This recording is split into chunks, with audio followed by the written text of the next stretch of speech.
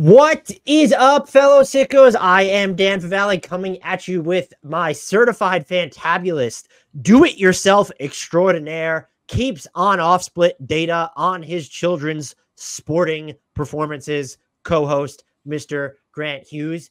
It is time. We're almost in September to get to our NBA offseason grades. We begin with the Eastern Conference this time, a little East Coast bias on this podcast, which we don't have too much. We will get into the grading criteria, of course, before we get started, just to remind everybody how we go about this. And there's going to be a little bit of a new plot twist this year, as proposed by my certified fantabulous co-host, Mr. Grant Hughes, who, that's where we start. Grant, how the heck are you? Hey, man, it's always nice to greet each other after we've been talking for 45 minutes as if we're just now seeing each other for the first time. How much per month would listeners and watchers pay to have those conversations recorded and disseminated to them? I'd like to know. Is it millions or is it tens of millions? How much would they pay to not have to hear that? Hard, I don't know. Yeah, we're going to start a Patreon, and whereas you want less of our content, like pay us to stop putting out content. I feel like that's just called extortion or something. Like, it's just like, if you want this to stop, pay us. So you're doing well then. Yeah, doing great. Happy to be here. Happy to move on from regrading to just grading, because that's easier, right? This is going to be no problem. Actually, this is going to be difficult because I don't know how you feel, but usually, so we're now, getting close to like 2 months removed from when a lot of this stuff happened. A lot of these transactions occurred. And I think it's good in that we get some distance, but it's also like, oh, right, the Hawks did X, Y, and Z. I forgot about that. And, we're sort of having to look at these with, at a little bit of a remove, which is going to kind of, I don't know, maybe it'll make us just more objective about it because we won't be caught up in, what the narrative was for that week or so in early July, but we'll see. I think Orlando Magic fans will be happy that I had some time to sit on their off season. And I think I think the time and space is good. And then also it makes it easier for regrades because I feel like we don't have to correct the graphics or like our master doc that has more information we're using. That makes it easier for us to update, which is why we keep doing this later and later every year. Like the past 3 or 4 years, we've done it later and later. So next year we're going to do it in October, I think, right? I think we should just do it in January. That would make our grades really good. So as a reminder of our grading system, C is average. It is not a bad grade. I don't want to hear that you're mad that your team got a C. And if you do disagree, could you politely in the comments or the Discord, the link to which is in the podcast and YouTube description, come convey your thoughts. I can't promise I'll respond because we're fucking busy, but we will read it probably and take it in. And sometimes we will respond. C is not a bad grade. I need to emphasize that. We are also grading teams relative to their each individual situation. So the resources at their disposal. It matters that, you can't just sit there and say, if I were the Denver Nuggets, I simply would have just signed OG Anunoby and traded for Paul George myself. We don't get to evaluate things in those terms. The salary cap situation of it all matters. And as Grant has instilled in me now, and I really don't think draft picks can factor in a ton during the initial go round, unless if you have strong opinions on that player. Again, this is subjective. That's the entire point of this exercise. But as Grant pointed out when we were doing regrades, the level of decision-making involved in each selection matters. And so this year, as opposed to last year, the Spurs didn't have a choice at number 1 with Wemby. It was just they don't get as much credit for doing it, but had it gone bust, that would have provided them cover because everyone would have taken him. Now in Atlanta's situation, talking about Zachary Reese-Shea is open for debate because that was not the consensus number 1 pick amongst everyone. Did I miss anything, Grant? No, I think that's a good way to look at it. And I've been thinking more and more about what do we do with these, because part of the off season and a huge part in a lot of seasons and for a lot of teams is the draft pick.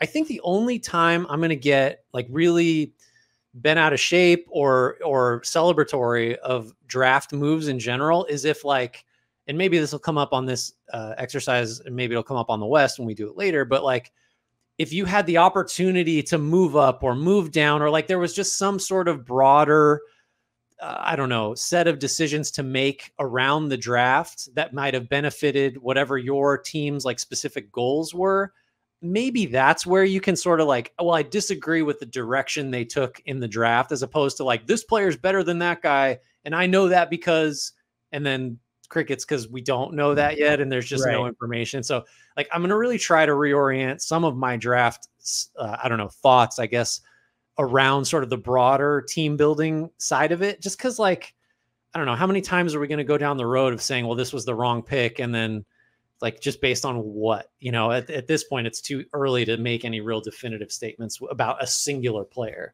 And the other thing too, this is so far afield from what you were saying, like doing nothing, like we're not grading just the non-transactions to where it's like, oh, a team didn't break it up, so we give them a good grade necessarily. Like if a team's in the second apron and continue to spend, that's part of the grade. But like the Timberwolves in a vacuum don't get a ton of credit because they didn't trade Karl-Anthony Towns this offseason when it would have been objectively damaging to do so, because there wasn't a Karl-Anthony trade out there that would have made them better.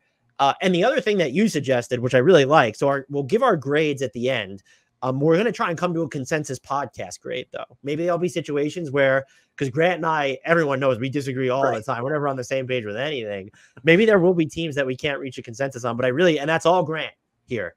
We'll try to reach a consensus on what's the podcast grade? What can we haggle over? So that'll be a different type of discussion. And finally, before I throw it back to Grant, see if it has anything to add, I will put, for anyone watching on YouTube, the meat and potatoes of the offseason up on screen. But like, we're generally not, if your team's two ways aren't on there, those things get moved around so much and they're almost never going to factor in to your grade a ton. So if you see it on screen and you're mad that we didn't include that your team signed these 3 guys to 2 ways, I honestly don't care, but I did want to get out in front of it. Like that, we have a doc with all the transactions, but I'm trying to fit it on screen. There is one team though that automatically gets an F because they made me do 2 slides for this one, Grant. And as you know, I told you this before we even record. I wasn't happy about it. No. The one way to really hurt your grade is to force Dan to do more work than is necessary.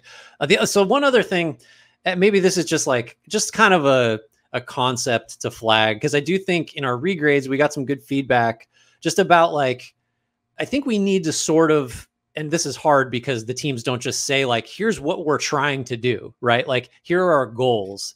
They tell me you don't get those. Oh, they do. Well, I'm not on that. I'm not CC'd on that. There's me, like 50,000 feet of absolute dog shit, and then Woj and Shams and right. You're privy to all this, but for me, I think I'm gonna try to just understand, like, okay, what was the intention for this offseason as far as like, are we stripping it down? Are we trying to make a top 4 seed out of this roster? Are we trying to make the plan, like that kind of thing?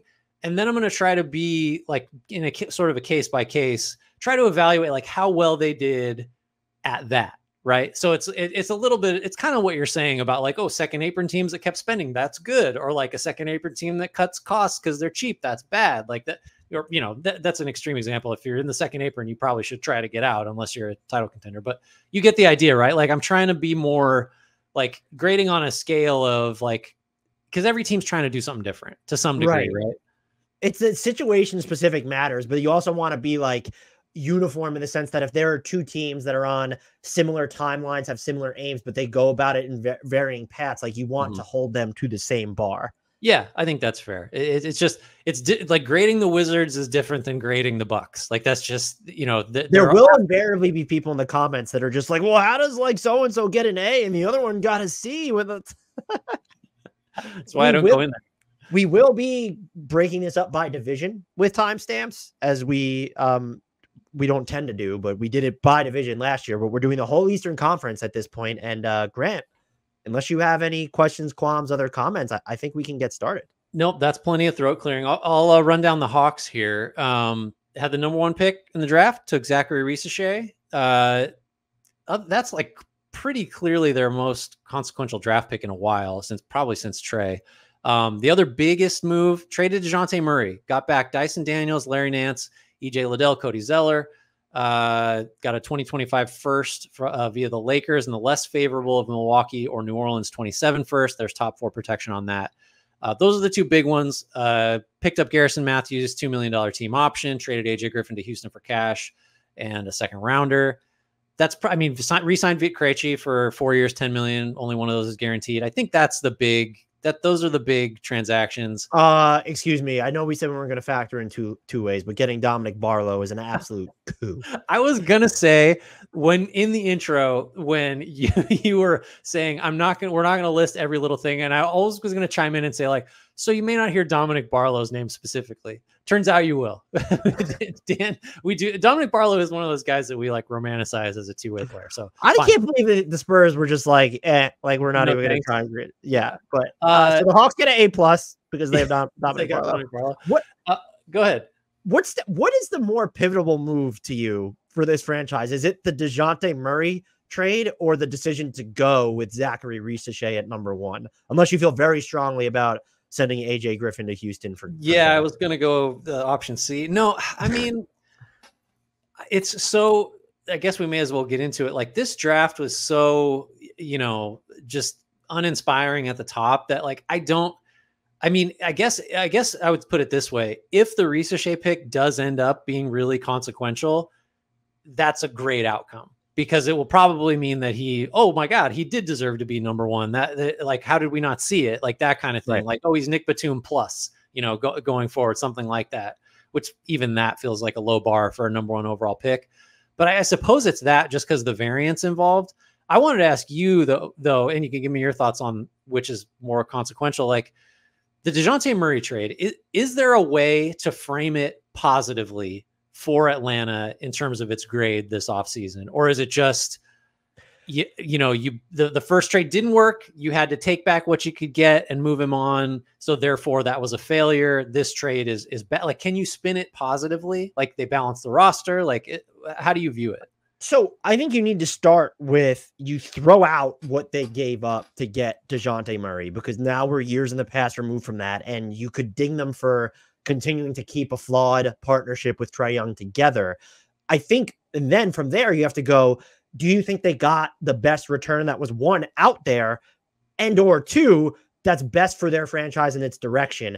And I think that point is more interesting to me, to where they really went with a future focused return here, even though they don't control their next 3 draft picks. And so I find that curious, and I would be willing to bet substantial amounts of money, if I was a gambler in any sense of the word, that they could have gotten more first round equity from another team, but that they valued Dyson Daniels that highly, which when you look at the backup point guard situation, what they need defensively, I kind of get, but like he also as of right now almost needs the ball on offense unless you're going to have him, create a ton of space for him or use him as a screener or something. So I viewed this honestly as kind of a net neutral move. Like if we were grading moves in a vacuum, I'm not going to give them a failing grade because it didn't work out with DeJounte Murray. Again, that move is separate. But like, if I'm the Hawks, I know that they didn't want Brandon Ingram, but like for where you're at in your like franchise trajectory because of the draft obligations you do owe from the DeJounte Murray trade, I probably would have liked to have seen, there's another immediate impact player here other than Larry Nance, who's injured all the time and is even going to play with Jalen Johnson, Okongwu, and Capella in town. And so that's the thing I'm struggling with, because look, 2 firsts and Dyson Daniels, let's just call him another first. I don't think he's a lottery prospect at this point, but like, even if you thought he was, all right, let's just call him a number 10, the equivalent of number 10 in this year's draft or something. I think the value in a vacuum is fine. And also Larry Nance Jr. is good. I don't know. And you mentioned the word rebalance the roster. I do believe it did that, but I don't know if is Atlanta's roster better as a result? See, I think you have to say now the Daniels fit is really intriguing just because he's basically everything Trae Young isn't. And so like, on the thinking of like, well, then that works, right? Daniels is the defender and the passer and is just trying to make the connective play. And Trae Young is the scorer who doesn't, who doesn't defend. I don't know. That's why I use the word balance. It's hard for me to argue that the Hawks roster is better today than it was with DeJounte Murray, which is like, I mean, maybe it is, but I think they gave up. There's no debate that they gave up the best player in the trade, and their situation, as you pointed out, where they don't really benefit from losing. So because they don't have their draft picks, so like they're just in such a weird spot. Like, and oh, by the way, they got the number 1 pick. It's such a weird thing because they should be trying to win more games and get better because they have several veterans. Trae Young is on a max deal. And I think that the Murray trade makes them worse this coming season, just in terms of like total talent. So I'm really struggling with the idea that like, yeah, that backcourt mix didn't work. It didn't seem like something that had much of a future. But at the same time, I don't know that the new setup is like, they're going to win 5 more games. I don't think that's the case. So I'm struggling with like what the last thing we talked about of like, we're got to try to figure out what Atlanta's aims are here. And then how does the Murray trade specifically fit into those? And I'm not sure.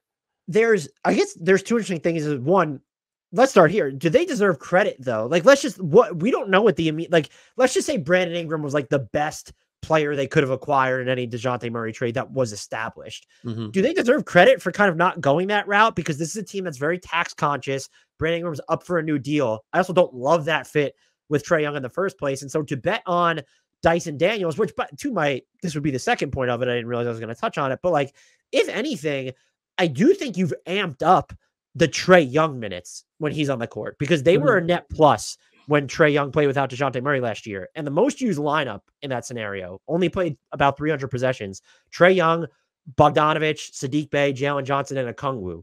If you just throw, I know it makes your spacing a little wonky, but if you throw Dyson Daniels into the Sadiq Bey spot, that lineup that I just mentioned was a plus 14.5 points per 100 possessions.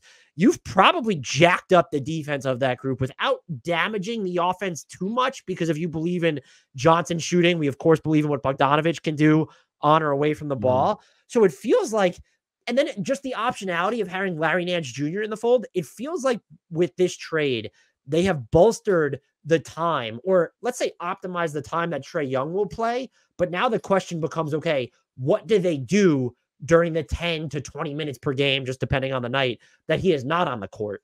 And that feels like it's a little bit riskier. And then I do think, obviously, this gets into the Zachary Sachet of it all. Now, you are relying on a ton of young guys, it feels like. Jalen Johnson's not a finished product, even though he was in the most improved conversation last year. But even more so, it's, like Reese Shea and Dyson Daniels are going to have real roles on this team. And unless you just believe that your point guard minutes are going to be entirely soaked up by Dyson Daniels and Trae Young, and maybe if you want to use Bogdanovich as the primary playmaker, you're also kind of like, I'm assuming, going to be somewhat reliant on Kobe Buffkin, to where he wasn't even like in your rear view mirror last year. Yeah, maybe so. I think as I'm sort of trying to steer towards a grade here, I guess I would say I'm not sure that the team is actually better, but definitely there are more options. There's a little more flexibility. You've got a couple incoming firsts. You have smaller contracts. You have Daniels projectable, like starter upside maybe. Larry Nance is not nothing. Like, that's someone you could flip or use if you end up trading Capella or whatever. So I don't think they're better. I think they have some more options, which is like, that's a real positive when you're in a weird situation where you're probably a play-in team and you could pivot one way or the other. Maybe that wasn't as plausible with last year's roster. I don't know. So are you kind of on the same page, or are you thinking like this? I guess I'm telegraphing, like, I'm in the mid. I'm not going real high or real low here grade wise. Yeah, I do think there's a chance that they wind up being much better than they were last season, but I'm not sure if that has to do with the bar off which they're working. Well, yeah, and I'm not sure that has much to do with the trade necessarily. It might just be Trae is healthier. Johnson takes a step forward. Okongwu, same thing, and like that kind of thing. The other stuff that I'm kind of struggling with here is, I mean, like, they just gave up AJ Griffin at the nadir of his value, and I still think that dude could play. So that's something I'm going to give them a demerit for. Another demerit, by the way, the fact that we haven't talked about this yet, they're just sitting on the biannual in the mid-level because they're so tax conscientious. Yeah. I think they're about $5 million under the first apron. I mean, we're always going to ding teams for being cheap, but like, that just lends itself to the obfuscation of their direction, where it's like, what are we doing here? And yes, you can use the mid-level as a trade exception, but we all know that the Hawks aren't going to do that. Yeah. Like, that's just not going to happen. Like, they're not going to add to this team like that. Now, you could also fight back by saying, well, who are they supposed to sign? Could have given Najee Marshall more money than the Mavericks did. Like, there's the name right there that would have been a perfect fit for this roster. So I don't hate I also, how do you feel about the decision to go with Reese Shea? We haven't even gotten really into that, like, with relative to the other options at their disposal. I mean, the Reed Shepherd of it all is hanging out there, but they were just not going to draft Reed Shepherd. I don't think, and now you want to draft the best player. And I don't know, it seems apparent now that, like, if you were redoing the draft based on Summer League, based on whatever, you might be more inclined to say, oh, Reed Shepherd was the best player available. Like, a team with Trae Young, I can understand not doing that. And from what we know of Sarr, it seems like that would have been at least as risky. So like, I don't really know what to do with it. I would give the drafting of Risacher in isolation a C. Like just Like because, yeah, we don't know enough. yeah, it seems. Although if fine. you're grading it specifically against the decision not to go with Alex Sarr, now basing this off summer league, it looks great. I do think though, following the addition of Dyson Daniels, I like Zachary Risacher more than had they gone with a Ron Holland or a Stefan, like someone with more jump shooting concerns. Not that any of those guys were ever in the, I mean, even Sarr himself, not that any of them were really in the running for the number 1 pick. And the idea of someone, I do think it takes a little bit of gall to draft someone that no one's really painted him as star upside, that he's viewed as he's going to be plug and play. He'll hustle in transition. Hopefully he hits his corner threes and he'll work on defense, and he might never be elite at any of those things. And so I would understand the impetus to go with the bigger swing. And I'm not a guy who drafts for fit, but like if you went with the more well-rounded prospect who you think can contribute immediately, we just talked about how they need to have immediate aspirations. And so I'm fine with it. I'd be in the C range just because I don't think we know enough. Yeah. And my only other thought with them is I do like bringing back Krejci because it feels like they now have a bunch of just at least tryhards and worker bees on defense now, like Larry Nance Jr., Dyson Daniels, Krejci. Like Jalen Johnson's kind of malleable. He can get better on that end of the floor for sure. So, and Okongwu, of course. I feel like I'm going to end up, I don't know what, like, want to get to a grade? You have anything else to add? No. I was just going to say, like, I feel like it's a cop out, but it feels like a C to me. And I'm willing to be talked into like C+ or C- based on, because the thing you brought, it's just the constant, like, let's not pay the tax. Like, I don't know. It feels like that's so unambitious that it warrants like a little bit of a knock, but should you pay the tax for a team that might top out at like 42 wins? I don't know. Like maybe, probably not. So are you in the same area? See, like, yeah, it feels C-ish. I think you have to look at this and say, where was the above average move by them? Don't see it. They didn't have one. I think the closest they get is Krejci. Like, it's just like, oh, look at that. Like, it's only 1 year. And that's just, but it's not what big you enough. said is why I'm going C-. I can't get down to a D because I feel like that harps too much on like, oh, like, look at what they gave up for DeJounte Murray versus, but you haven't really carved out a specific direction. And the fact that you don't control your picks and like, we're still sitting here quibbling over like, oh, they didn't use the biannual. Like they could have used the biannual and still not have been like in the first 8 territory. So that's why I'm going C- because I think that drags their grade down inevitably. And that's just, which again, it's still around an average offseason, but I think C- is the way to go unless you feel strongly about going to the C. Or I think that feels right. So let's give them a C-. Our next team up is your Charlotte Hornets. I have to just assign every team to you now. They hired Charles Lee as their head coach. They opted to draft Tijan Salon at number 6. They also drafted KJ Simpson at number 42. He signed a 2-way. They acquired Josh Green, Reggie Jackson, who has since been waived, Denver's 2029 second, Denver's 2030 second, for their own 2025 second round pick and cash. That was part of a larger 6-team trade. They re-signed Miles Bridges, 3 years, $75 million. The salary declines year over year. They acquired Devontae Graham, who was guaranteed $3 million and New Orleans' 2025 second from the Spurs. They signed Taj Gibson to a 1-year minimum. They signed Seth Curry to a 1-year minimum. That's about it. They did decline JT Thor's team option. He remained unsigned, and they waived Alexei Pokusevski, so they clearly get an F. Yeah, this is another one where it's kind of like, well, I think so. The question, there's 2 fundamental questions for them, I think. I'm going to throw the first one to you. Okay. Do you think they made or optimized the use of their cap space / flexibility? And why is the answer no? Well, I mean, maybe that just depends ultimately on like how much you like Josh Green. Is that really what this is going to come down to? Because that's, as we're going through all these, and I guess, like, do you think Miles Bridges is a positive value asset at about $25 million a year? I think the answer to that is probably yes. But I don't know. I'm just not blown away by anything, but I also don't hate anything they did. I'm looking for reasons to like deviate from an average grade again here, because I don't want to do 2 in a row. But yeah, like what would the move have been to have made better use of the flexibility they had? Not treating Josh Green's contract like an asset. like, I know that they ended up getting second round picks back in that trade, but that was because of the Reggie Jackson one, which the compensation they got off that was a great move. But like, that was smart business by them. Also, I like the Charles Lee hire. Like, it seems like that's someone who's going to come in and make a material difference on the culture. The other thing that I do think we should factor in as part of the grade here, as Kanata Edwards outlined during our Hornets look ahead, they like overhauled the medical staff, which was a big issue. And this is a team that is now spending money in off-court stuff, like they promised to like the practice facility, like updating that, or I think like building a new one, whatever it was. That's a big deal. Just when you look at kind of the lexicon of how Charlotte Hornets basketball has gone under the Michael Jordan regime. I do think they got, like, in Seth Curry, that's a nice runway out of the minimum. So I dislike how they value Josh Green as an asset, because I disagreed. I always defer to our guests because they cover the team more than I do, but obviously Josh Green wasn't on the Hornets.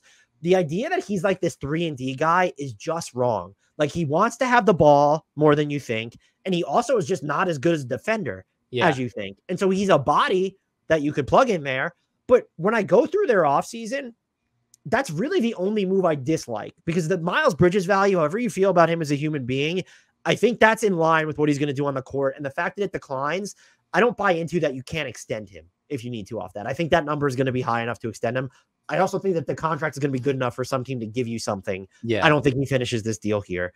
The thing that I'm actually hung up on, I just don't know how to weight the draft, is Salon would not have been my guy. But I also appreciate, one, because they released the video of their like draft pick process, but also the fact that they took a swing on such a project, it kind of telegraphs to me that, okay, they're taking this seriously and they're not going to short circuit. Like, if I had to ask you this question, are the Hornets more likely to try and do something that accelerates their timeline or trade LaMelo Ball? And I think neither scenario is likely, but I think that they're more likely to trade LaMelo Ball than try to make that short circuiting trade. And I like that the franchise is thinking in those big picture terms. And so I actually do find myself here coming out a little bit more above average, even though I think it's like you were doing the Mavs a solid at the end of the day with that Josh Green stuff. I don't know why you treated him. I'm not crazy about the contract he's on. I found that to be not damaging, but curious. If you're willing to go above average, I think, because I always have liked Josh Green, and like I concede that the contract is. Can you pitch me on Josh Green then? Yeah, no, the couple things I really love about him are his ability to catch the ball and or drive and pass on the move. Like YouTube the highlight reel of Josh Green's on the move passing. Like I don't watch basketball highlights games. No, thank you. He plays too fast a lot. But I just have always liked that particular aspect of his game. And he does play really hard. I do agree. Like the 3-and-D thing is weird because he's kind of too small to like really be the guy you'd throw at wings. And just the catch-all metrics just have generally not been Josh Green fans. He's an eye test guy for me a little bit, and that's as flimsy as it sounds. But so like I'm totally receptive to the argument that he's just not a positive asset on the money he's making. I still just hold out a little bit of hope that some of his best qualities can really matter. But we'll see. I think just the last thing I'd say that's kind of skewing me towards a positive, above average grade is the Salon pick. When you compare it to Brandon Miller, who was like the safest of safe picks, right, last year, I do think it shows like sort of a flexibility or like an adaptability to like, okay, what are the conditions? Okay, we are willing to take a major project now because that's sort of where we are. And that's quite a bit different from how they thought last offseason. So I don't know if maybe that's just being wishy-washy on the Hornets part, but I think it could be painted as a positive. So I don't know. You ready for a grade? I mean, the Gibson and Curry deals are kind of whatevers. They're not moving the needle for me. I do wonder if they should have gotten more for taking on Devontae Graham, but like that's again, I guess if you don't like their offseason, if we're coming at this from a devil's advocate perspective, like what else did you want? Honestly, unless you hate Josh Green's contract, I don't think it's toxic. I just don't. Mm-hmm. They treated it like an asset, a small asset. I just wouldn't have done that. When you look at what Detroit did to take on Tim Hardaway Jr., they gave up Quentin Grimes as part of that process. Like that whole deal, that the process of the Hornets went looks like a home run. Yeah. And so you have to, even as someone who is down on Josh Green, like where is the move where you're like, oh, this was like, they were supposed to do more. You would have, I think honestly, you would have to hate the draft pick. Right. Which is like, do we know what top 10 pick do we know less about that? Like is than Salon, right? And honestly, like I'm trying to think of the top 10 off rip right now, but like we might be saying the same thing this time next year because I don't know that he's going to have like a huge roll out of the gate unless they wind up getting rid of, like, this feels like a classic post trade deadline. Like that's when we start to see Salon just play a bunch of minutes. So I'm prepared to go. I think this actually might surprise you based off how it seems like you're responding to what I was saying. I think they get a B+. Oh, wow. That's higher than I was going to go. I was thinking like C+, B-. I think. Do we compromise at a B? Because you're right. If we're using C as average, I think B+ might be a little strong. I think a B+ is almost like there's like multiple, like, oh my God, that was a good move. And I'm not seeing that here.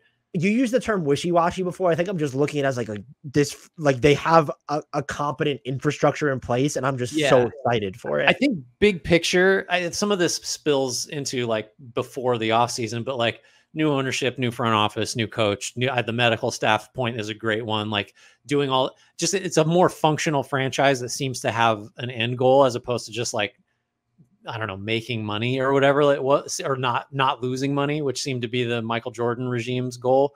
So I think maybe a flat B. Can we compromise and call it a B?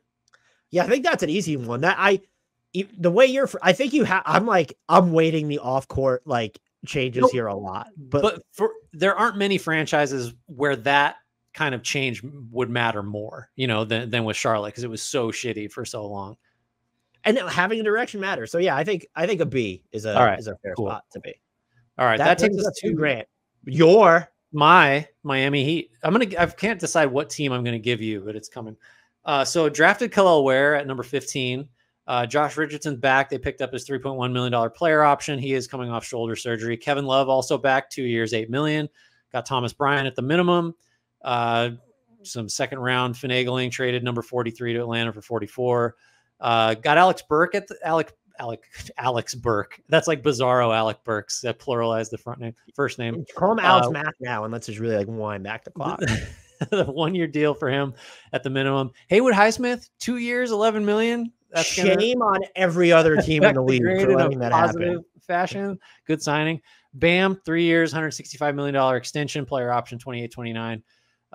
Let's see. Oh, lost Caleb Martin to Philly for 4 years and $35 million. Could bring that total to 4 years for 40.3, which is still an underpay, I think. So we'll have to discuss that a little bit. I mean, what are we thinking here? You got a little bit of everything here. You got the bargain signing, you got the apparent screw up where you can't figure out how to make it work with Martin, got the Bam extension. Can I interject there for a second? They offered to have Martin opt in and then extend him off that number for another 4 years. That would have guaranteed him substantially more than he ended up getting. Right. Even I think even on an annual basis. So let's just say he gets to 40 over 4. He would have gotten more than that per year over 5 with Miami. Now, I don't know, like, it's a misread of the market on his part, but I keep coming back to like, well, you still could have just kept him. Like, you could, like, just because he didn't opt, like, you still could have kept him. And being too harsh and not just, it's, now that I'm thinking back on it, it did seem like most of the surprise was like, what was his agent telling him to do? Like, it is a misread of the market.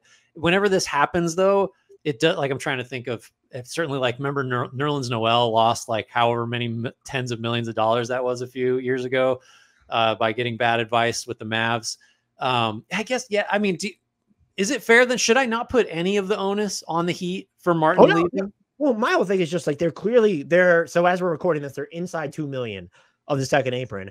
And they're a team where I'm like, I don't know how much I'm sort of just like, you're not good enough to really go in the second apron, but you just let this dude who's super valuable just walk for nothing. But then it's also the Heat, and it's all right, well, they'll just find someone else. Right. And it's like they have Jaime Jaquez who can play and Nikola Jovic, and then even Haywood Highsmith. Like, you fill those minutes sort of by committee here.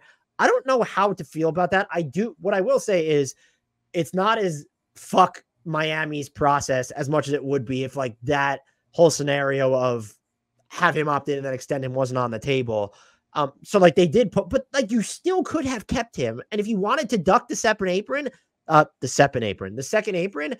Martin's contract would have been eminently movable, or someone else's contract you could have moved. And so I think it's fair to factor that in as a pretty big negative for them. It's not like the F minus that it would have been if they were just like, nah, like we're good. Like, bye, Caleb. Yeah, right. What about one thing I didn't mention going through this was they didn't give Jimmy Butler an extension. Like it would have been Smart, to be honest. I think that's okay. It's an extra year of Jimmy Butler locked down under guaranteed contract. What is that? He's going into his age 35 season. He's missing like between 15 and 20 something games every year. Like I'm fine with them not, like, honestly, contract year Jimmy Butler is probably more valuable to them than a Jimmy Butler that has like 1 or 2 more guaranteed seasons left on his contract. And kind of like my crusade against extending guys before restricted free agency, I'm also like, I'm on board with just like, you're under contract. We don't need to just be throwing extra years at you through your late 30s just to keep you happy. Like I brought it up because I think it's a positive. I don't think they should have extended him. I'm like kind of just whatever on it, but like, can we have the same energy that people like? How could they not extend them about like the working class? Like, we're granting Mines extensions. Like, we're like, oh man. Okay, there's a lot here. The Bam thing's a no brainer. Well, is it? So here's my. No, I'm not in the way that you think I'm going to go with this. If you were them, would you have preferred to have waited until next summer to get him for an extra year?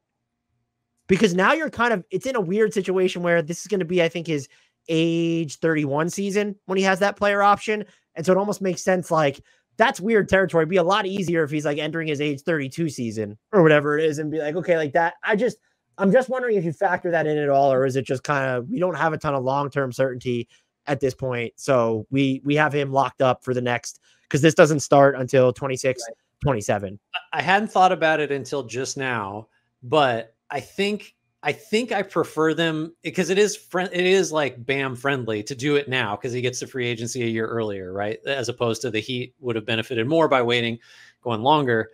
I think if you had sort of, this is an exaggeration, but had sort of said like, no, not going to do it to both Bam and Jimmy Butler, I think maybe those two would kind of look at each other like, what's going on with this organization? Like we're just not important anymore. So at least because Bam, I mean, over the next 5 years, Bam just matters more than Jimmy, right? Maybe not this year, but maybe this year because Bam might just be better than him now. I think that makes it. I'm not going to move the grade one way or the other based on like when they extended him, but I think I would rather have just locked him down, done him a slight favor by letting him back into free agency a year early, as opposed to like the Jimmy thing, which is just different because of the age factor. I think that's fair. Why did Kevin Love have to get more than the minimum? He was fine for them. I just don't understand that at all. I do like the Alec Burks minimum signing is I think very good. That's great value. Highsmith is a home run. Like that's an A+ signing. That's just like, I mean, you could say, well, like it's not longer would be like my like, why isn't this like 3 years? Like so there's that to consider, but that's like, he got mid-level money as someone who I thought was going to get like non-taxpayer mid-level. I mean, clearly I misread the market, but even by those standards. Yeah. He seems worth the total value of the contract, which is 11, like per year.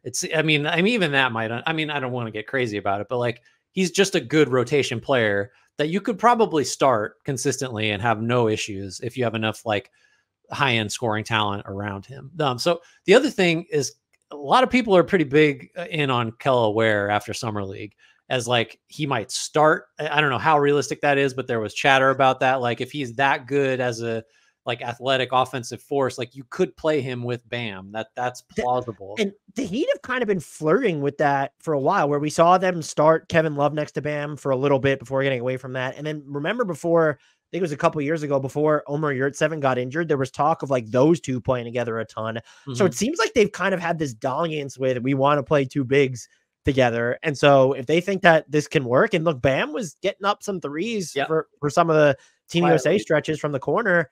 I don't know how to grade that pick. A lot of people say that they had Ware as a lottery talent and they got him outside the lottery. So that's if anything, it's probably a little bit above water, but we need to see it in action. Yeah. No. So where are you at with this team? I mean, I think based on the Highsmith deal, I do think Ware seems like a value, even though like, it's not real smart to just start waiting the draft. I don't see anything I really hate. I guess the Kevin Love thing that, as you pointed out, seems a little rich. So this is feeling like a B to me. Maybe I would be more inclined to go higher than lower if from the B like baseline. I think we're in lockstep with the B because I don't know, like it just depends on how you feel about the Caleb Martin stuff, but I don't think he's enough when they did at least lay out the scenario of, okay, like we'll pay you more money, but you have to like continue to be on this bargain bin contract for another year. I still think they should have kept him and then figured it out later. But yeah, I think a B is fair because that's the only thing to really you can't feel like be like enraged by the Kevin Love contract. I don't understand it, but it's not something to be enraged about. So I think a B is fair. And I don't know if I'd be inclined to go higher, but a lot of that might just depend, as you outlaid at the beginning of, well, if you think it's a good thing that they didn't extend Jimmy Butler, like that's just like to get Bam locked down, Hayward Highsmith on the, like, there's no, even the only two things you can take issue with, I think, as of right now are the Kevin Love contract, that's small, and the Caleb Martin departure, which they weren't just idle when it came to that. Yeah. So I think a B is fair, but if you want to try and talk me into a B plus, be my guest. No, if I were to do that, it would be based on just how much I sort of enjoy the not giving Butler the extension. But that, that might diabolical. Why don't you want Jimmy Butler to get? Is it because his coffee is overpriced? Yeah, no, that's really all it is. No, I just think like, I don't know. Maybe I'm just into the idea of teams sort of just not operating the same way all the time, where it's just the moment you have extension eligibility, if you're above a certain level, you get it regardless of how old you are. And regardless of how the injury bug and like your time missed just, makes you somewhat unreliable now, let alone like in 3 years. I don't know, but yeah, it might be a mistake because Jimmy Butler might be pissed off all year and that might not be a good thing for the Heat. It could be a contract year thing, like you said, but it can't move the needle too much. So I think a B is right. And the other thing is too, is if you're trying to look at opportunities they passed on, there was just nothing that we heard in terms of trade murmurings where it's like they should have been in on Larry Market and they never would have got him and nobody ended up getting him. So yeah, that brings us to your, because they're all your team, Grant, Orlando Magic. They did stuff like another offseason. So we'll start here. They drafted Tristan da Silva at number 18, drafted Antonio Reeves at number 47. They signed KCP away from the Nuggets, 3 years, $66 million player option on that final season. Goga Bitadze got 3 years and $25 million. No options, fully guaranteed on a declining scale. Gary Harris, 2 years, $15 million. Got a team option. There's a team option on that latter year. Jonathan Isaac renegotiate and extended to 5 years, $84 million, average annual value about 16.8. The salary declines as the contract ages. And there are, as usual, like the protections caked in for the Mavericks. Mo Wagner, 2 years, $22 million, flat rate, no options. Franz Wagner got a 5 year max, so 224.2 estimated. It could go to 269.1 if he makes All NBA. There are no options on it. Corey Joseph signed a 2-year minimum deal, team option on that final season. And because he's like kind of a cult guy, they signed Trevelyan Queen to a 2-way contract. Notable things here. We might have to, during regrades, we haven't seen a Jalen Suggs extension yet.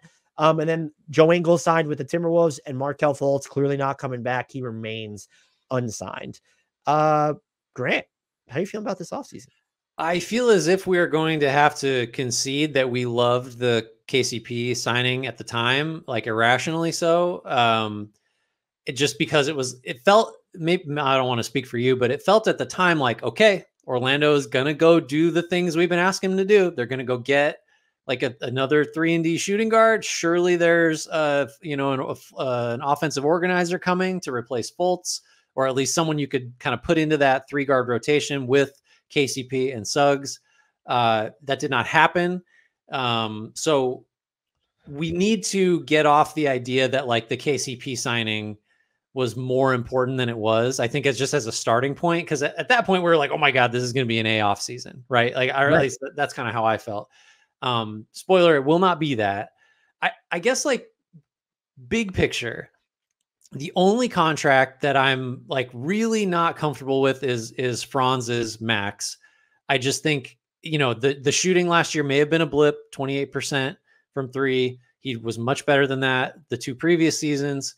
This is a situation where I don't really feel like there was any urgency or any compelling reason to say something other than like, okay, earn it, because we still have restricted free agency next summer. Like this is kind of the one that really triggered my like, ooh, are we really just throwing these extensions out like no problem to everybody? He could prove me wrong. He could be an all-star this year. It just seemed early. And if he is an all-star this year, guess what? The Magic still have the inside track to keeping him, and nobody else can pay him more. So that's that. Ultimately, though, I think this offseason felt insufficiently ambitious for I think what we were hoping for. And so I don't know. Well, first of all, do you agree with that? Like, are you ultimately disappointed with what Orlando ended up doing just altogether? I don't know if I'm disappointed. It was anticlimactic, though, for Mhm. sure. And I have the same concerns about the Franz Wagner contract. And you basically decided, I know you kind of did this because you gave Goga Batadze money that leaks out into next year. Same with Jonathan Isaac and Kentavious Caldwell-Pope. But you punted on a bunch of flexibility by just maxing out. Like, you would have saved, his cap hold would have been more than $15 million lower than he's on the books for next season, which is $38.8 million. And I ultimately don't think, and I hate that we have to talk about it this way because Magic fans are going to be mad, but if you can't admit this, Franz Wagner's not a no-brainer max player yet. Maybe he turns into one, but then you max him when he turns into one, which is next summer. And so punting on that flexibility, and forget about the flexibility, but just punting on the idea that like you should negotiate this at all is bizarre to me. And by the way, if you're going to sign him, like you should be able to get a benefit. And like having the only benefit be that there's no player options doesn't, the benefit would be, oh, he's sub-max money at that point. Like he even got the all-NBA language, which, yeah, okay, you'll in theory be happy to like include, like pay that if he makes all-NBA and is one of the top 15 to 20 players in the league next season. But it feels like they had the leverage to say, like, at least, like, no, that's not going to be in there. Like, you just shot under 30% from three. Your jumper efficiency has been all over the place for your first 3 seasons. Yeah, he does a lot of good stuff inside the arc. He's been way better defensively than people give him credit for. He can be a very good secondary playmaker. I think they have the ability to expand that for him. But that is honestly their big. This is worse than them like electing not to make a swing that you and I wanted them to. But to get to because I know that I kind of just belabored a point you already had.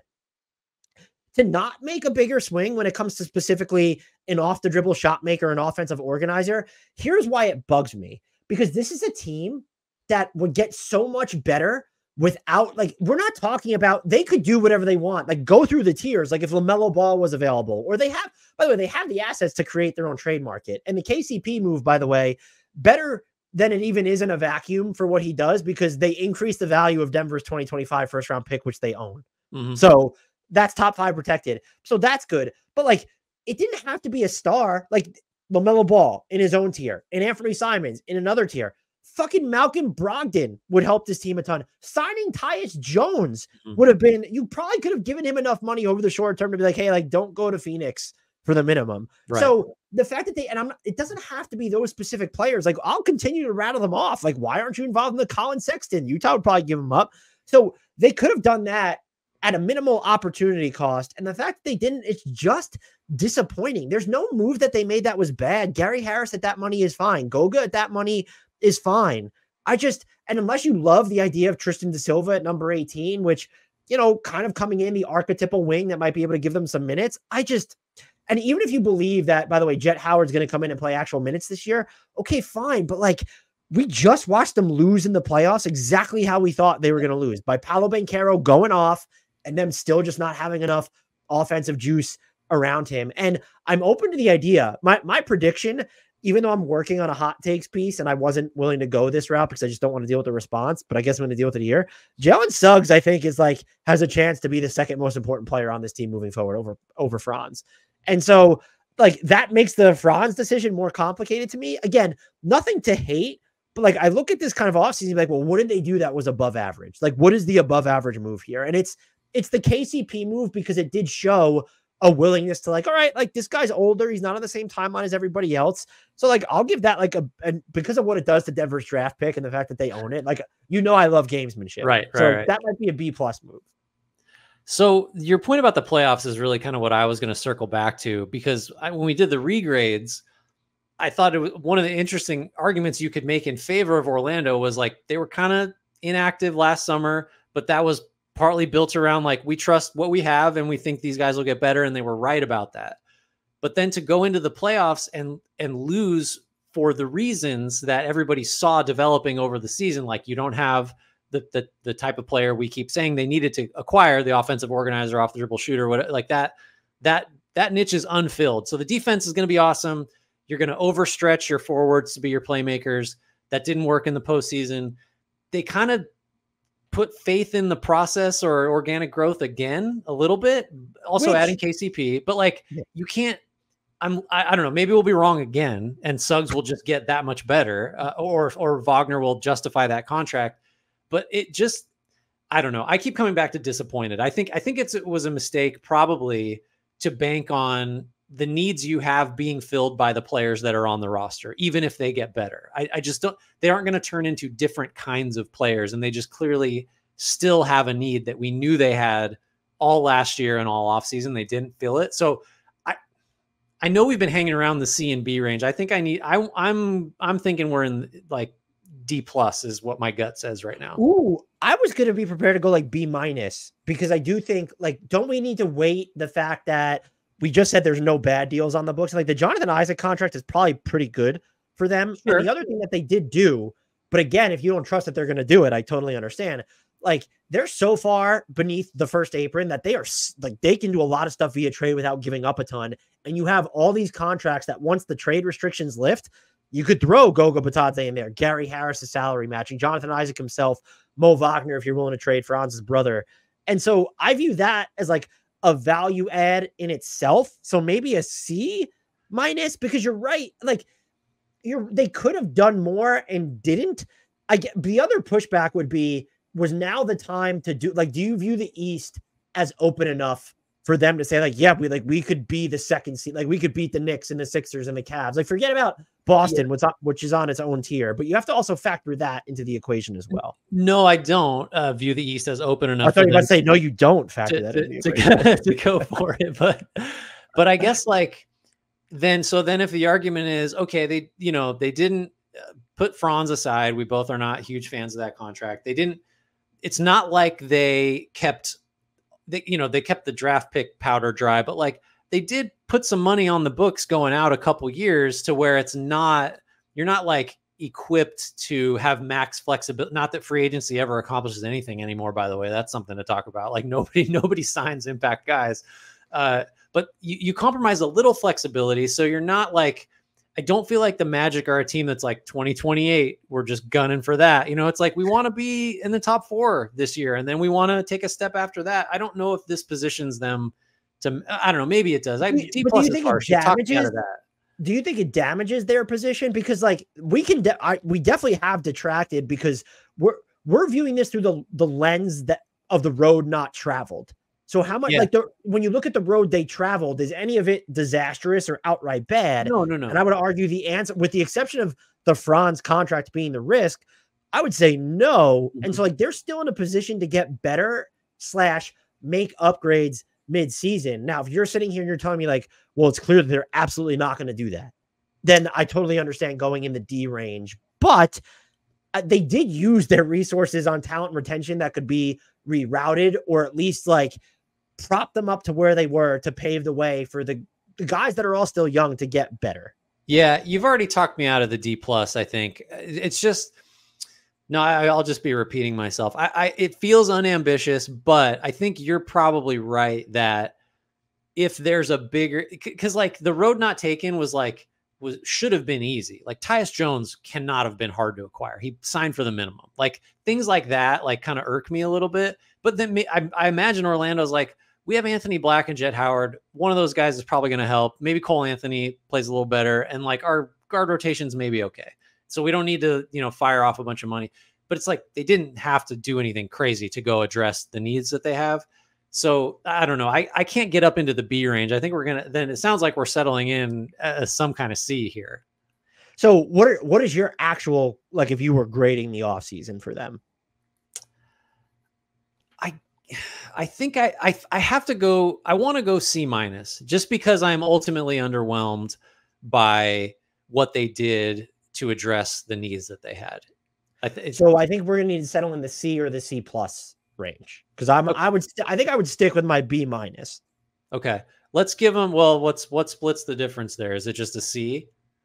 Yeah, it's like that would be the It's like middle. a C. It's like a C.75 to split it exactly. Well, that would be saying it's an average offseason relative to the resources and opportunities at their disposal. Which and maybe that's about right. That's probably fine. And look, by the way, if they wind up moving any of the guys that they signed, and like if Gary Harris and Goga's salary are part of a trade to get Anthony Simons, now I might sit there and be like, well, why didn't they just make this move in the offseason? Yeah. And that's the thing I struggle with is the stuff they needed was so like, you can't tell me that the Wizards wouldn't trade Malcolm Brogdon. You can't tell me that the Blazers won't trade Anthony Simons. So it does feel like an active choice to go down this current path, but not damaging by any stretch.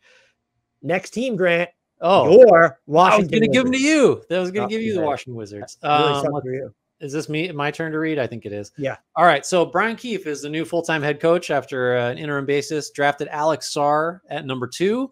Traded Denny Avdia for Malcolm Brogdon, the pick that became Bub Carrington, and a 29 first-rounder, which will be the second most favorable from Portland, Boston, or Milwaukee. Traded Dylan Jones and Melvin Ajinça for Keyshawn George. Richaun Holmes re-signed 2 years, $25.9 million after he declined his $12.9 million player option. The second year of that is only guaranteed for $250,000. Jonas Valanciunas, 3 years, $30 million, just one of the more head-scratching signings at the time, and still a little bit that way. Sadiq Bey got 3 years, $19 million. Anthony Gill, 2 for $4.8. Tyus Jones gone to Phoenix. Landry Shamet remains a free agent, and DeLon Wright gone to Milwaukee.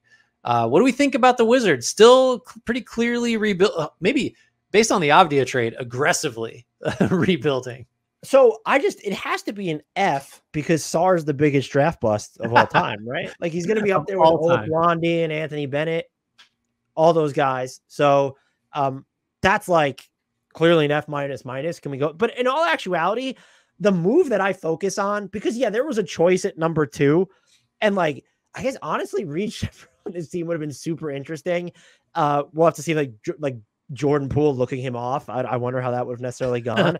But like again, we have to see this go through the season. They've taken an interesting approach too with how they plan to develop him. I think he's going to play like minutes next to other bigs, including Valanciunas. Which that signing was like good value, even though it doesn't jibe with their direction. But if you're looking to inoculate Sarr a little bit, the move that I feel like is and correct me if you think I'm wrong, that I feel like defines their offseason is the Denny Avdia trade. And you look at it, I think the two things that matter here is, well, how do you feel about the value they got back from him? Knowing that he's about to start a 4-year, $55 million extension that's probably going to age into one of the best contracts in the NBA versus, well, how do you feel about Bub? What do you think they can get from out? Like if they can get a late first for Malcolm Brogdon and this becomes a lottery pick, that 2029 first, and like that additional whatever pick it is, like that's pretty good. But I think you could also view it by saying if this was the peak of Denny Avdia's value, which it might have been, would you have been better off with Denny Avdia? I lean towards, I initially didn't like this move for anybody. I didn't understand it from necessarily either side. But from the Wizards' perspective, and I was talking about this with Discord legend, as he must be known, Matt Moderno, the fact that they accepted a 2029 first-round pick as a primary form of compensation, it wasn't the only one, that shows a level of long-term game planning that I think you have to really fucking appreciate with this team. And maybe Ted Leonsis comes in and ruins the whole thing because he gets tired of waiting, and even going with Bub Carrington, because that guy's going to get the keys to the offense at some point, if not right away. That, again, just shows a level of commitment to the longer term. I find myself liking the fact that they have continued down the path they laid last year. And I would quibble more so over, like, was the interview process extensive enough to where, like, Brian Keefe was the guy? Everything that you hear about why they went with him is so anecdotal and not evidence-based in the slightest, that's something to wonder about. I don't know that this was a home run off season, but it was an off season that I think reinforced me feeling semi-confident in their direction. I agree with that. And the Avdia trade really kind of confounded me for all the same he's 23. Like, isn't that young enough? And he's on a great contract. Isn't that like, can't that be part of a rebuild? Maybe not if you're looking as far ahead as 2029. Like maybe not. Like, so I was confused, and then kind of I think I just didn't like it for Washington at first, because it's like, well, what's Bub Carrington going to be like? Maybe something, maybe not. Maybe you get a first for Brogdon, maybe not. But that 29 first, just looking at it, so you're getting the second most favorable out of Portland, Boston, and Milwaukee, which means like, I mean, the odds of a couple of those teams being bad, or, you know, at least certainly worse than like Boston and Milwaukee are right now in 5 years, is it's pretty good. And just to your point, the willingness to look that far out, I think, is encouraging, particularly for a team that has just had like nothing beyond the next 6 months exists for like way too long. Yeah. Like that I think is refreshing and is a positive sign. The last thing I would say that like about the SAR pick, and I caught some flack for this, I think, was just, if you're gonna criticize a draft selection, I think this is the one, because Reed Shepherd went right after, and I think Reed Shepherd certainly right now is a better player and might just be that way indefinitely. And it's not like you had Trae Young like Atlanta did. The Hawks have a little bit of cover for not taking a guard. Washington just doesn't get that same luxury. Like, and if Reed Shepherd's the best player there, you probably need to take him.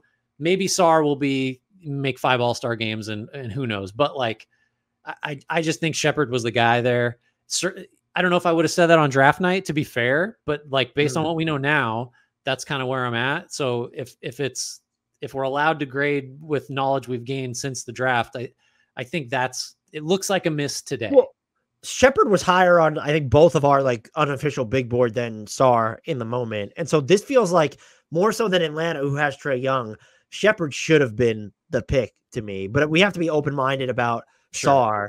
I'm very curious to see how they use him next year, because giving him the agency that he had in Summer League is clearly not it. And so again, this draft specifically, I don't know how to view that. Right. But the one thing I do like about their draft, and I was almost like, because the Knicks were in the position to keep Keyshawn George, and I really like him. I think that ends up being like really fantastic value for them. And I love the archetype of player. We'll have to see if some of his physical tools, can hold up against NBA level talent, really at both ends of the floor. But I love that pick for them. And so like, I kind of almost view this as like, is it I don't know is it an above, like it's an above average offseason, I think, in terms of process. Oh yeah. But like in terms of what they actually did, I don't know like how far above average you could go, if at all. So, and by the way, I don't care that they didn't move Kyle Kuzma as an example, or Malcolm Brogdon yet. Those things will either happen or they won't. I'll tell you what's not going to happen. Neither one of those dudes is going to prevent them from having top 4 lottery odds next year. And I think in both. So the Brogdon thing is what I was going to say. There's quite a bit here that like, it's hard to grade this team because so much depends on what they might ultimately get for Brogdon, what they would use Rashawn Holmes's salary for, what they might or might not get for Valanciunas. Like, in theory, like you could turn that into stuff that makes a lot of sense on a team that's got a long time horizon for this rebuild, but we don't know, like that's speculative. We're not sure what the returns will be for those guys, or if they can even trade all of them. Like you assume that's the plan, but it's just like, there's a little bit of an incomplete here. We're not going to cop out and give them an incomplete, but like, you know what I mean? There's a lot of this that could swing depending on what they ultimately get back for, like, even like Kuzma, if you're going to potentially ding them, which I'm not, for not moving on from him, like, because you're still like, he's still an asset you can trade for something.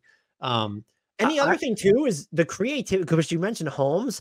We don't know if they're going to do anything with that, but they're clearly open to like, we're going to use this money to take on more money or do something on the trade market, because otherwise, why would you restructure this deal to have that partially guaranteed year in the second season? You would just let him be the expiring contract that he was going to be, like, because he would have exercised his player option without the possibility of, I might be able to get a shit ton of more money if they need to guarantee $5 million as part of a trade later on. I'm ultimately kind of enamored with the process that you mentioned here. It's like, this is a teardown. Like the pieces that are not just down to the studs are gonna be moved. Or at least that's the plan. And so again, because it's the Wizards, I love it. And I'm inclined to go like, I don't think, even not being sure about Sarr and thinking that's probably a miss as we look at it today, this to me is like just the ambition of trading Avdia for like, which is so Yeah. wild at this stage. I go like minimum B. I could be talked into going higher. I would probably wind up at a B too. I'm Okay. trying to think, like, does this need to be a B plus relative to their situation? Because it's just like, because if it's a B, this feels like one of the grades where if we went to regrade, we'd go back and it's either going to be way higher or way lower because Alex Sarr will swing it in one direction or the other. And I'm just, unless you feel strongly that oh, Alex Sarr is definitely going to be way worse than Reed Shepherd. And I'm just like, we don't have the exposure to this guy to say that. I think they probably deserve a B plus. And it's all about the process. They're kind of, it's a bunch of stab in the dark stuff, but I'm saying this over and over again. It just reinforces that this franchise, or at least the front office as of right now, is focused on building something sustainable over the long term. And that's again, relative to this specific situation, that's not just a refreshing way of thinking. That's like a borderline unprecedented way of thinking. Right. Yeah. I think I'm good with a B plus, because it's like, you could even frame the Sarr pick as like, this is an upside play, which, like, I don't know, if Shepherd can really create his own shots and that for others, that's the most valuable skill in the league. But like, maybe you're thinking like, I don't know, wouldn't it be cool to have a potential stretch five with ball skills that could, maybe anchor our defense in a couple years?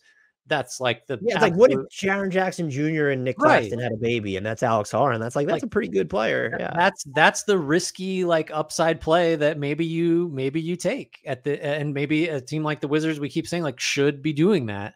So I think if we're by the way, if anything, Alex Sarr is going to only increase their potential draft lottery odds. Sure. Yeah. So there you go. He will not produce like Shepherd this year. I feel confident in that. I think. Well, actually, that's another interesting element to this. It's more of a regrade thing, but like, I don't know what Shepherd's opportunity is going to be like in Houston. They've got like 90 guys that need to play. And so we might we'll factor that in, of course, but like Sarr, we'll probably have more. My guess would be we will have more information on Sarr as a player than Shepherd come this time next year.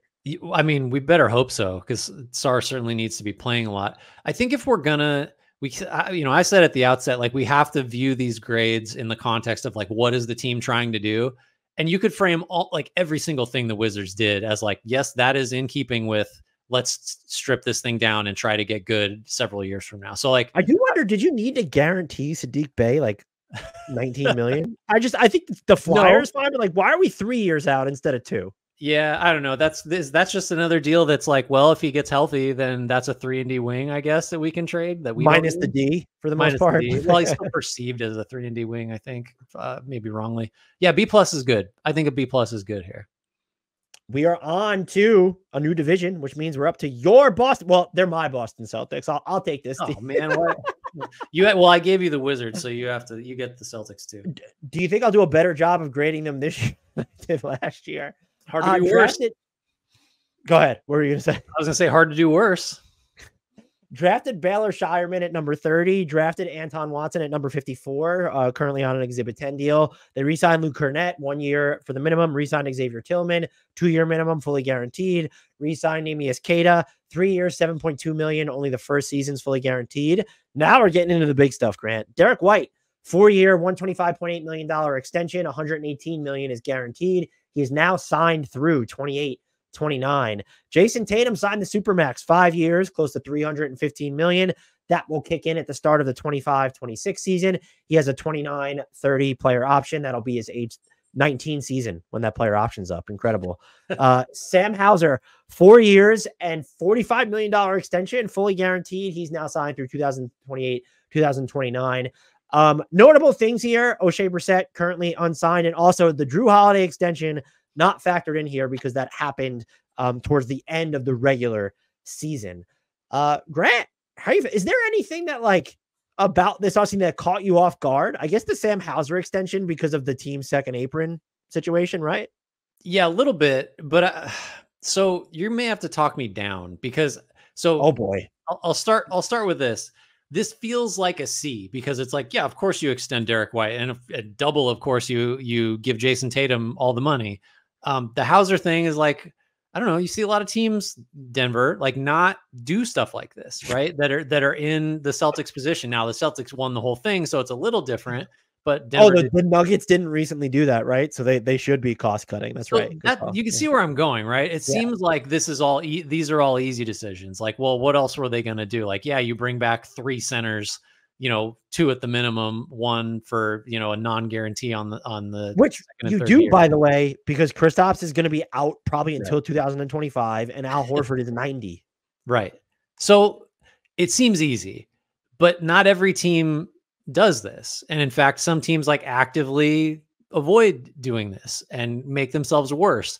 So I guess maybe the question is, should we really be like giving the Celtics high marks because they are in a position where they're great and they did everything they needed to do to stay great, and not everybody that is at this level operates that way. Like teams like the Suns are trying to get there and they're doing kind of similar stuff minus extensions. They're just trading for everybody.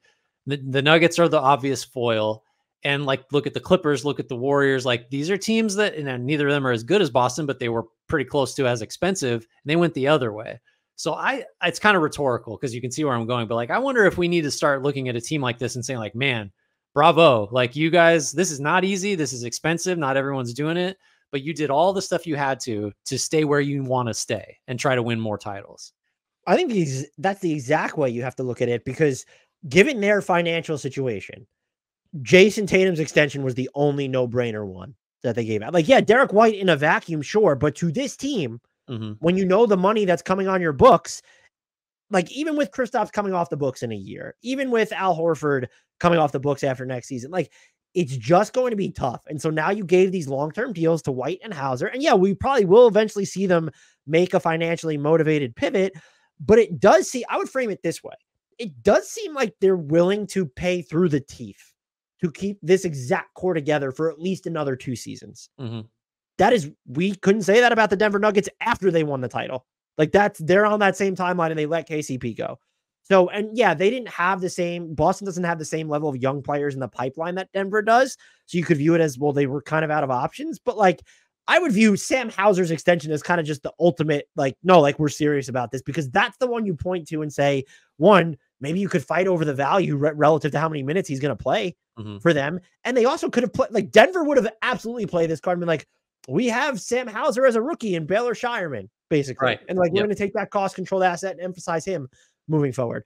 So I do think that we need to view it the way that you were kind of outlining there, that this was a home run offseason because we knew they weren't going to tear anything down, but they didn't do anything that suggested that they would make these wholesale moves in the in the near term. And not only did they they actively made decisions that even if they end up making a move, it's not going to be so dramatic that they're going to have pivoted entirely out of this nucleus. And just like, what's the last defending champion to not lose anybody that matters, like at all? Like, I mean, Denver, Bruce Brown gone, and now KCP gone. And like, I don't know, I'm trying to think, like all those Warriors teams were always shuffling, their 7th, 8th guys. And then the Bucks would always lose. I'm trying, they're always like pulling off a couple parts. I just like, this is super rare. Like the Lakers, what is that bubble title team is like, there's nobody left from that team. And they lost, wasn't that the year they lost Caruso the next season? Or like, and KCP was gone, and it's like,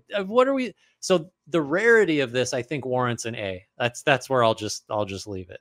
I don't think you can give it an A+ because it's like, it was all retention, basically. Like you would have to think like Baylor Shireman is going to end up being like one of their 7 best players next year. And if that happens, there's your A+. But that's just nothing. Honestly, the only thing they did that surprised me was Sam Hauser extension. And that it makes a world of difference, because it's just like, it's Sam Hauser. Like, you don't like, that's a contract you can move, but you can't like, I'm just rephrasing it again. You put yourself in a situation to where it's not just that you avoided structuring your books to make these bold moves or these teardowns. You actively made moves that are going to prohibit that from happening within the next 2 years. Right. Yeah. It's just, that was our quickest team, but yeah, I think that's a no-brainer. I didn't know that I was going to go that way coming in, but just as we went through it, it's like, all we do is like complain when teams don't spend, and when teams spend, we got to hand it to them. So I think, especially one this good. So Brooklyn Nets, Dan. They're everybody's. I'm just going Brooklyn to point out you can't do it now. You missed your opportunity to assign me a team. No, I don't. I wouldn't do that to you. We're all sharing the Brooklyn Nets. They're they are America's team now. They're America's Brooklyn Nets 24-25. Get in on it, America. These Nets traded Mikal Bridges, Keita Bates-Diop, Juan Vallée, whose name I have never seen before today, and a 26 second rounder to the Knicks for Bojan Bogdanovic, Shake Milton, Mamadi Diakite, New York's 25 first, 25 second, Milwaukee's 25 first with top 4 protection, New York's 27 first unprotected, 28 first round swap, and 29 first unprotected. As a and related also the 2031 first. And 2030, oh, geez. Well, just throw it in there.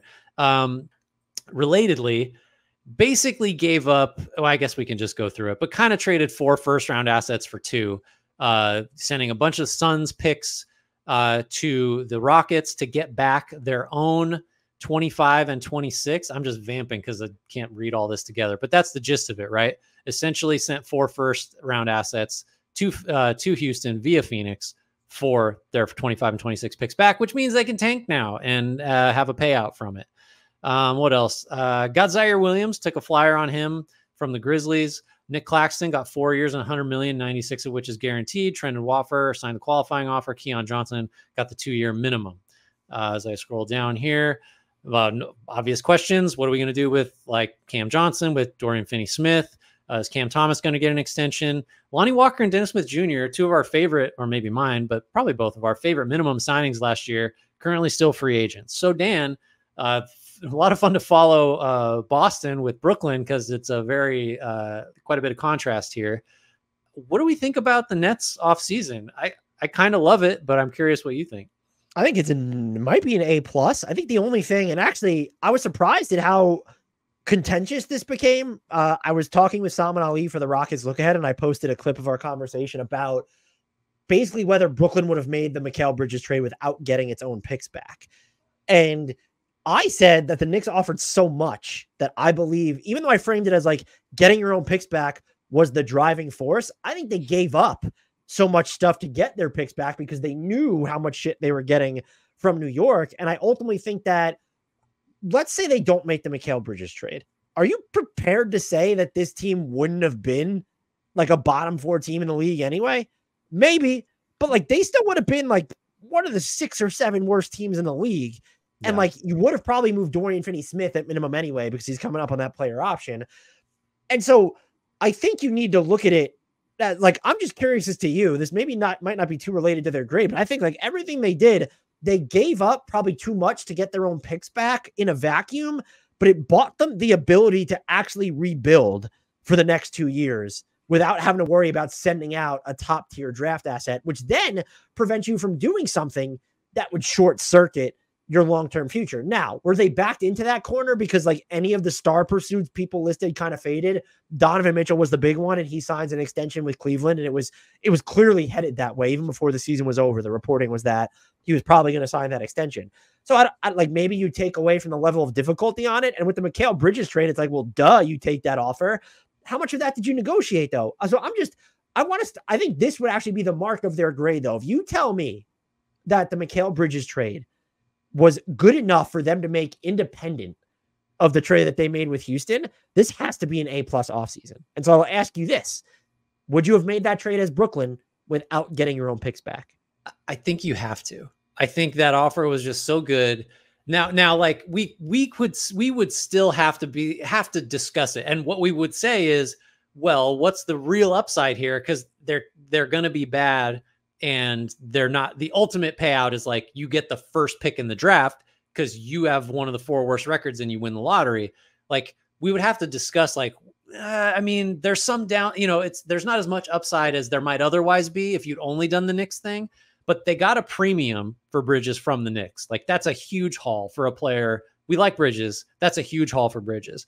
It's they traded a non-star. He's never made an all-star team for 5 first-round picks and one first round swap, second round equity. Like that is, you just do that. Crazy. You just do that.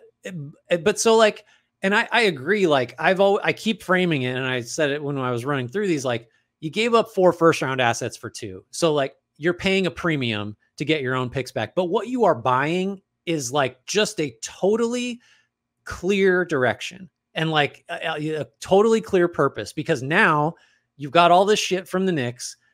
You're going to be bad. And now there's a payoff, which you just wouldn't have had otherwise. So like you get a premium, you pay a premium.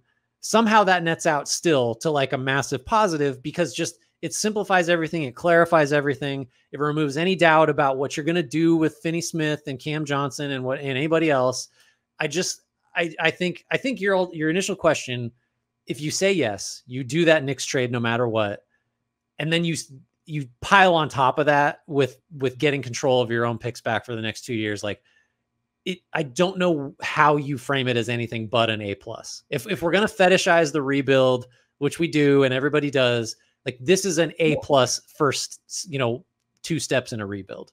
Right. And so to harp on that point about why they would have made the move anyway, optically is the only thing that matters when you're sending out like that first round pick. If it's already gone, it's in Houston.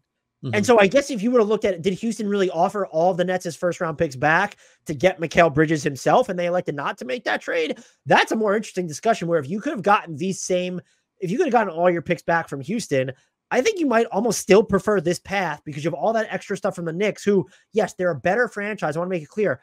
2029 and 2031 or 2028 is very far away in today's NBA. So just like that pick is all, but I'm looking at this, forget the Nets getting their own pick back. Those picks are gone. What's the difference of if you send the 3rd pick versus the 4th, like the 10th pick? What's the difference for you as a franchise? Just the headlines. And so that's why I believe Sean Marks, of all people, if that was the Knicks offer that was on the table, and I mean, clearly it was, it's what they accepted, they would have made the move anyway. And so if you got an offer from Mikal Bridges that was so much that you make the move anyway, even though your first round picks are owed to Houston, it's just an A+. And like the stuff they did on the margins, Nick Claxton, like now they can try a bunch of different shit with him on offense because of the way they're structured. This deal is probably at worst market value. So like that's, if you want to call it a C+ move, okay, fine. Okay, Zaire Williams, maybe you're out on him. A Dallas 20-32nd, why the fuck not? Kyrie Irving's not super young. I mean, they have Derek Lively and Lucas, but like now you've just stopped. Like, and even honestly, if I was to pick like and a lot of people love Jordy Fernandez, by the way, the stuff that he's been espousing as to how the Nets are going to try and play, it's, oh, this team's going to be bad, but they're going to be fun bad, or at least experimentally bad. And so you like that. If I had to harp on something, I probably would have signed Trendon Watford to an actual contract rather than letting him sign his qualifying offer. But again, that's someone who will have an opportunity. You can see if you made a mistake there. So this is an A+ offseason. And I want to know, and if you have an answer to why it wouldn't be, what's the argument for it not being? Is it just because we fetishize rebuilds? And it's just, in this case specifically, I'm making my own devil's advocate, like I'm upending my own devil's advocate argument.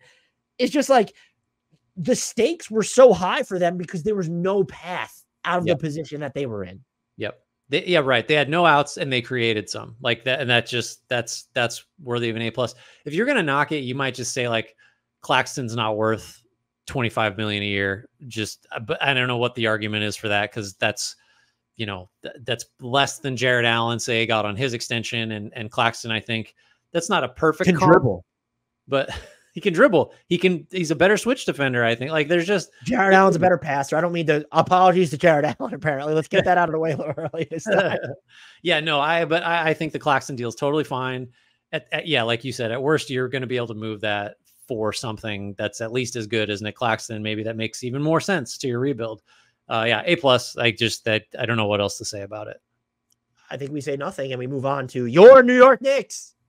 Take them. So then, and by the way, this is the team you're going to see like the kind of beginnings of stuff, and then I will let the slide. So you saw the 2 slides. We're going to settle on the second one because that's where the meat and potatoes of their offseason was.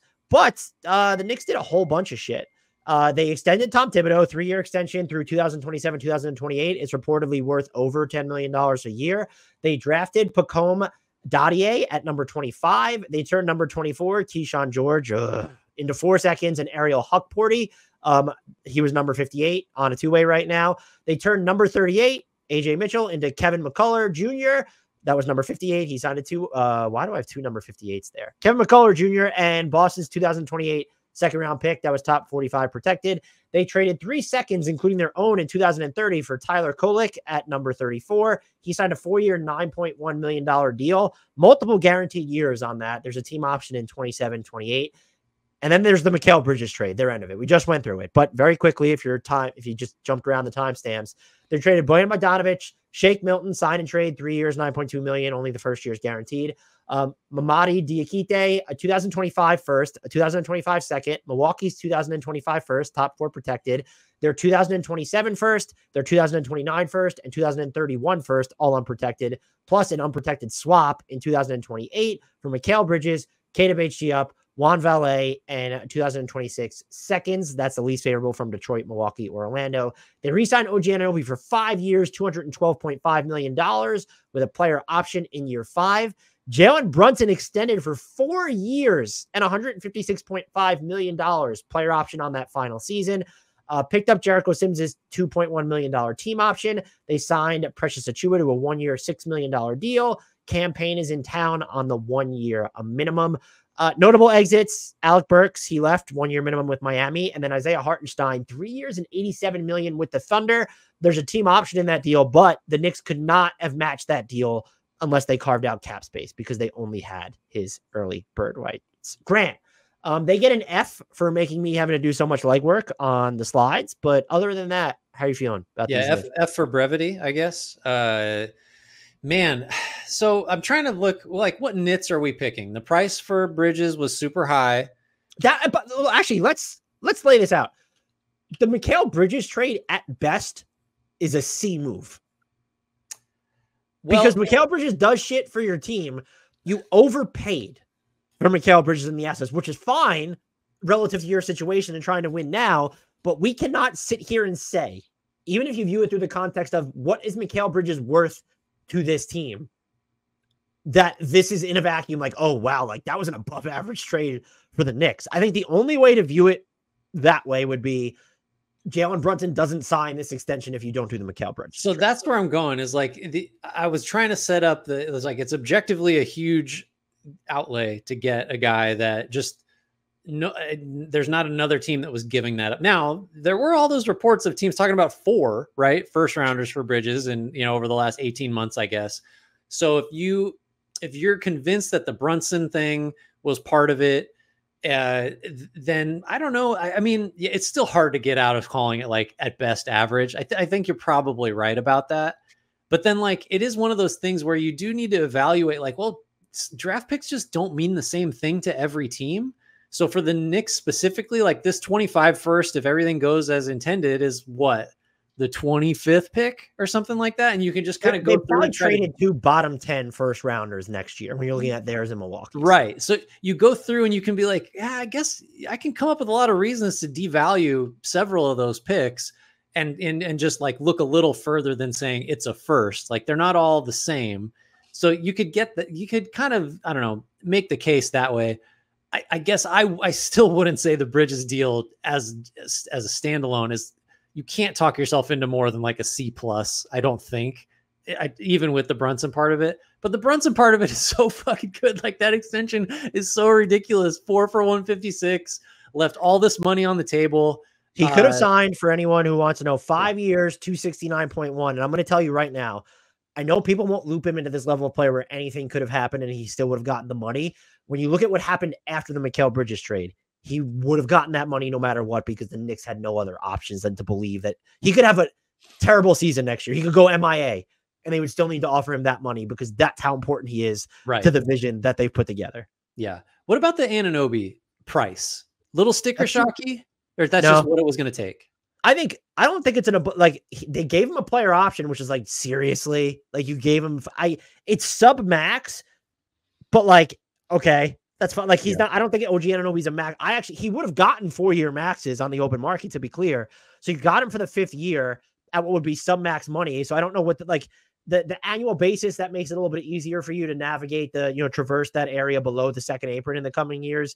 But I think that's another average move when it came to talent retention. It could be above average in the sense of, well, this is someone This isn't James Harden. This guy had a ton of other options on the table. Like there would have been no less than, there have been teams that didn't have cap space that would have been prepared to create it to sign OG Anunoby for a 4-year max deal.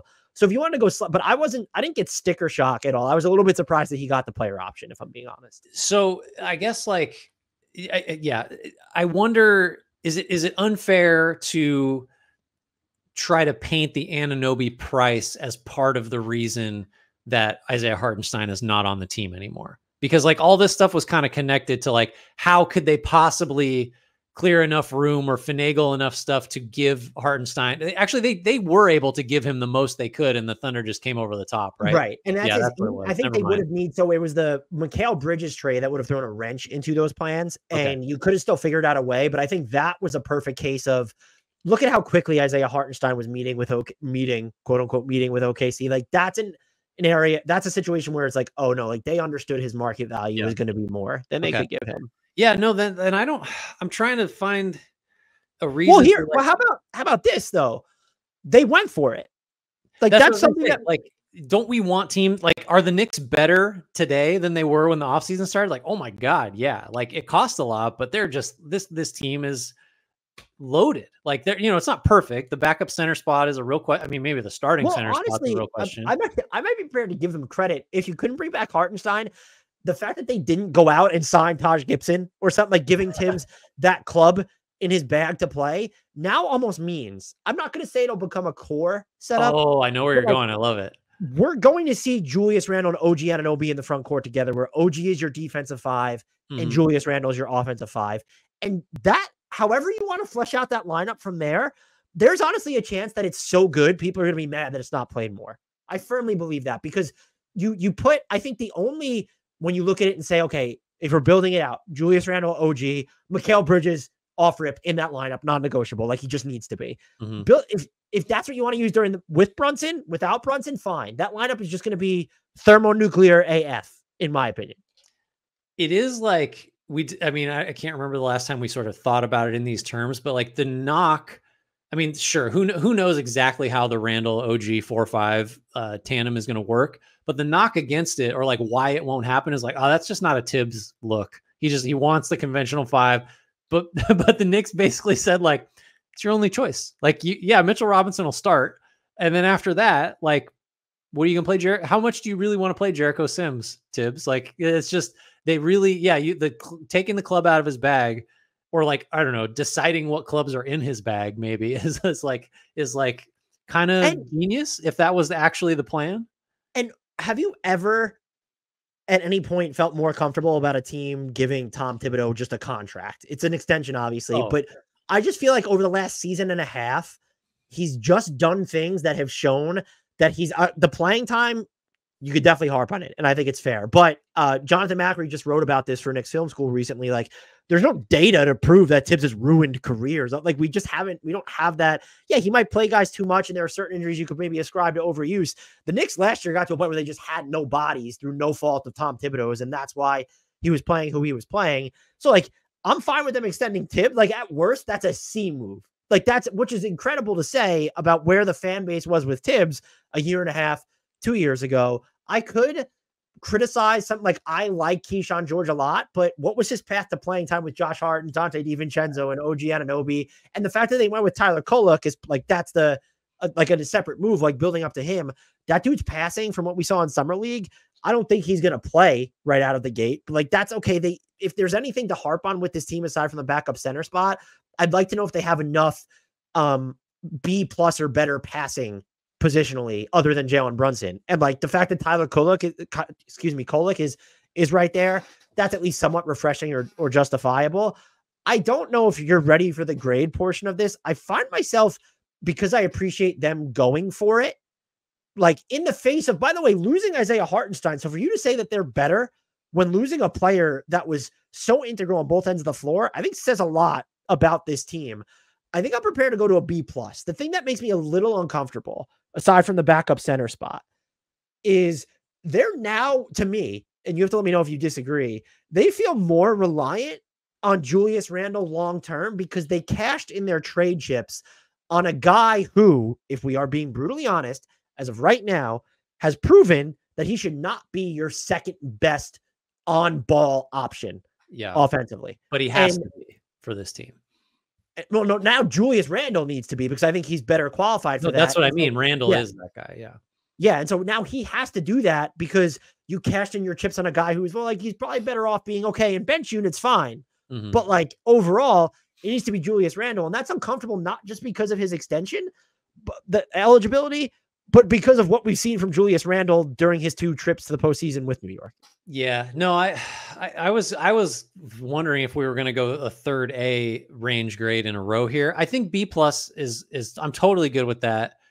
I think the Hartenstein loss is big, but that was just out of their control. So then after that, if you're going, any lower, it's just based on you didn't like the OG price, which then the Brunson thing, I think, dramatically outweighs. Like if you just put those 2 guys together and combine the salaries, it's like, well, that's a heist, like just on average. And then maybe you just can't get past the price for Bridges either. I'm good with the B+. I think the Knicks are like they were in the position where they're very good. They had a couple needs and they spent what it took. They traded what it took and they got better. Like it's kind of a Celtics theory a little bit, although they kind of went about things differently. And further, well, why isn't this an A crowd? I think it's a hedge against, like, they made this call for Bridges, which we respect and we mostly like overall, but you played your best trade hand. Like, that is gone. It's out of, and you decided to do it on someone who is not the conventional star. I think that's fine, but that's also just, it's a risk. And you're hedging against that risk by saying, like, this package in a vacuum probably should have netted a player better than Mikal Bridges. But I also respect that the Knicks had waited long enough. If you want them to make the most of this window, they needed to go after it. Yep, I think that's all fair. We are on to your Philadelphia 76ers, Grant. Another busy offseason. I'm surprised this isn't a 2-slide set of transactions. So shout out to Philly for doing their business with some succinction. Start with the draft. No, I'm not going to start with the draft. They got Paul George, 4 years, $212 million, player option on 27-28. Biggest offseason signing, was one of the only guys out there. They went and got him. Good for, just that they paid what it took. Good for the Sixers. They planned out, all this stuff. Drafted Jared McCain at 16, drafted Adem Bona at 41, gave him 4 years, $7.9 million, and got a partial guarantee on the 25-26 year of that salary. Kelly Oubre back for 2 years, $16.4 million, player option on the second. Andre Drummond, 2 years, 10. Long awaited, although again, a part of the plan. Tyrese Maxey gets 5 years, $204 million, no options on that. Eric Gordon, 2-year minimum. Got Caleb Martin for a steal, 4 years, $35 million. KJ Martin back on the Daryl Morey special. We're going to trade you 2 years, $16 million. 25-26 is non-guaranteed there. Kyle Lowry got the minimum. Reggie Jackson got the minimum. Gershon Yabusele, after just tearing it up in Paris, gets a minimum. Signed David Jones and Jeff Down to 2 ways. So not a couple. They remade this whole roster. Oh, go ahead. Right. I was going to say the biggest thing is that they are now unbeatable in a twerking contest when you have Yabusele and Kyle Lowry on the same team. Just 2 of the biggest asses, literally. A+. Let's go to the Toronto Raptors. So obviously, because the Sixers planned it this way to just flip the whole roster almost outside of Embiid and Maxey. Nick Batum gone to the Clippers. Tobias Harris. Sixers fans will not be shedding tears over that one. 2 years, $52 million with the Pistons. DeAnthony Melton also gone. Buddy Hield gone. Wave Paul Reed and Robert Covington remains unsigned. So a ton of turnover here. But you got your big 3 at the 1, 3, and 5. You rounded. Now, again, the Suns taught us we cannot overvalue minimum signings when handing out grades. So we're just going to put a button on that. What do we think about the Sixers? Just the big swingers of the offseason. This could have gone so poorly for them, and it went perfectly. And they are, I don't know when the last time this has happened, but a team that entered the offseason with more than $50 million in cap space exits it in the luxury tax. That is just like A+++ cap maneuvering. And even just like, if you're like, 4 years for Paul George when he's going to be 34 years old or whatever it is, it's all right. Like Tyrese Maxey, you made him wait to get paid and he still didn't get a player option. Patrick Williams got a player option from the Bulls, but Tyrese Maxey, after waiting a year, doesn't get a player option from the Sixers. What is the argument against it? Like, that's how you have to map this out. What's the argument against an A+ here? I don't have it. It would have to be Paul George on the back end of this contract will not be worth it. That's true of like every 4-year deal. I mean, if you're over 30 or whatever, like that's just how it is. You're paying up front. And like the maxi piece of it is just, again, like that's just like there aren't not a lot of examples where you could tell a guy as good as Maxey, just hold on. Like we'll make it right eventually. We're going to wait a year longer than a lot of your peers that you're better than. So to get buy-in there is enormous, especially for Daryl Morey, who James Harden for Maxey to trust Daryl Morey after James Harden's like screed against him as a liar last season was pretty impressive. It's an A+, and any quibbling over the back end of the George deal is like Joel Embiid is an MVP in his prime today. And to a greater extent than almost any really good player in the league, like tomorrow is not promised. So we need to be as good as we can possibly be in 24, 25. And everything the Sixers did, all the pre-planning, all the big swings, all the spending, just like is in service of, we need to build a title-worthy roster from basically nothing around Joel Embiid. And I think they did that about as well as you could realistically imagine.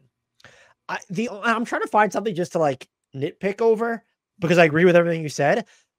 If we're at a point where people are already talking like, oh, like Yabusele could start some games at the 4 for them, that's the sore spot where it's, you don't really want Paul George and Caleb Martin can do it jointly together, but you'd probably prefer both of those guys guarding wings and down rather than having to rumble with any type of 4s.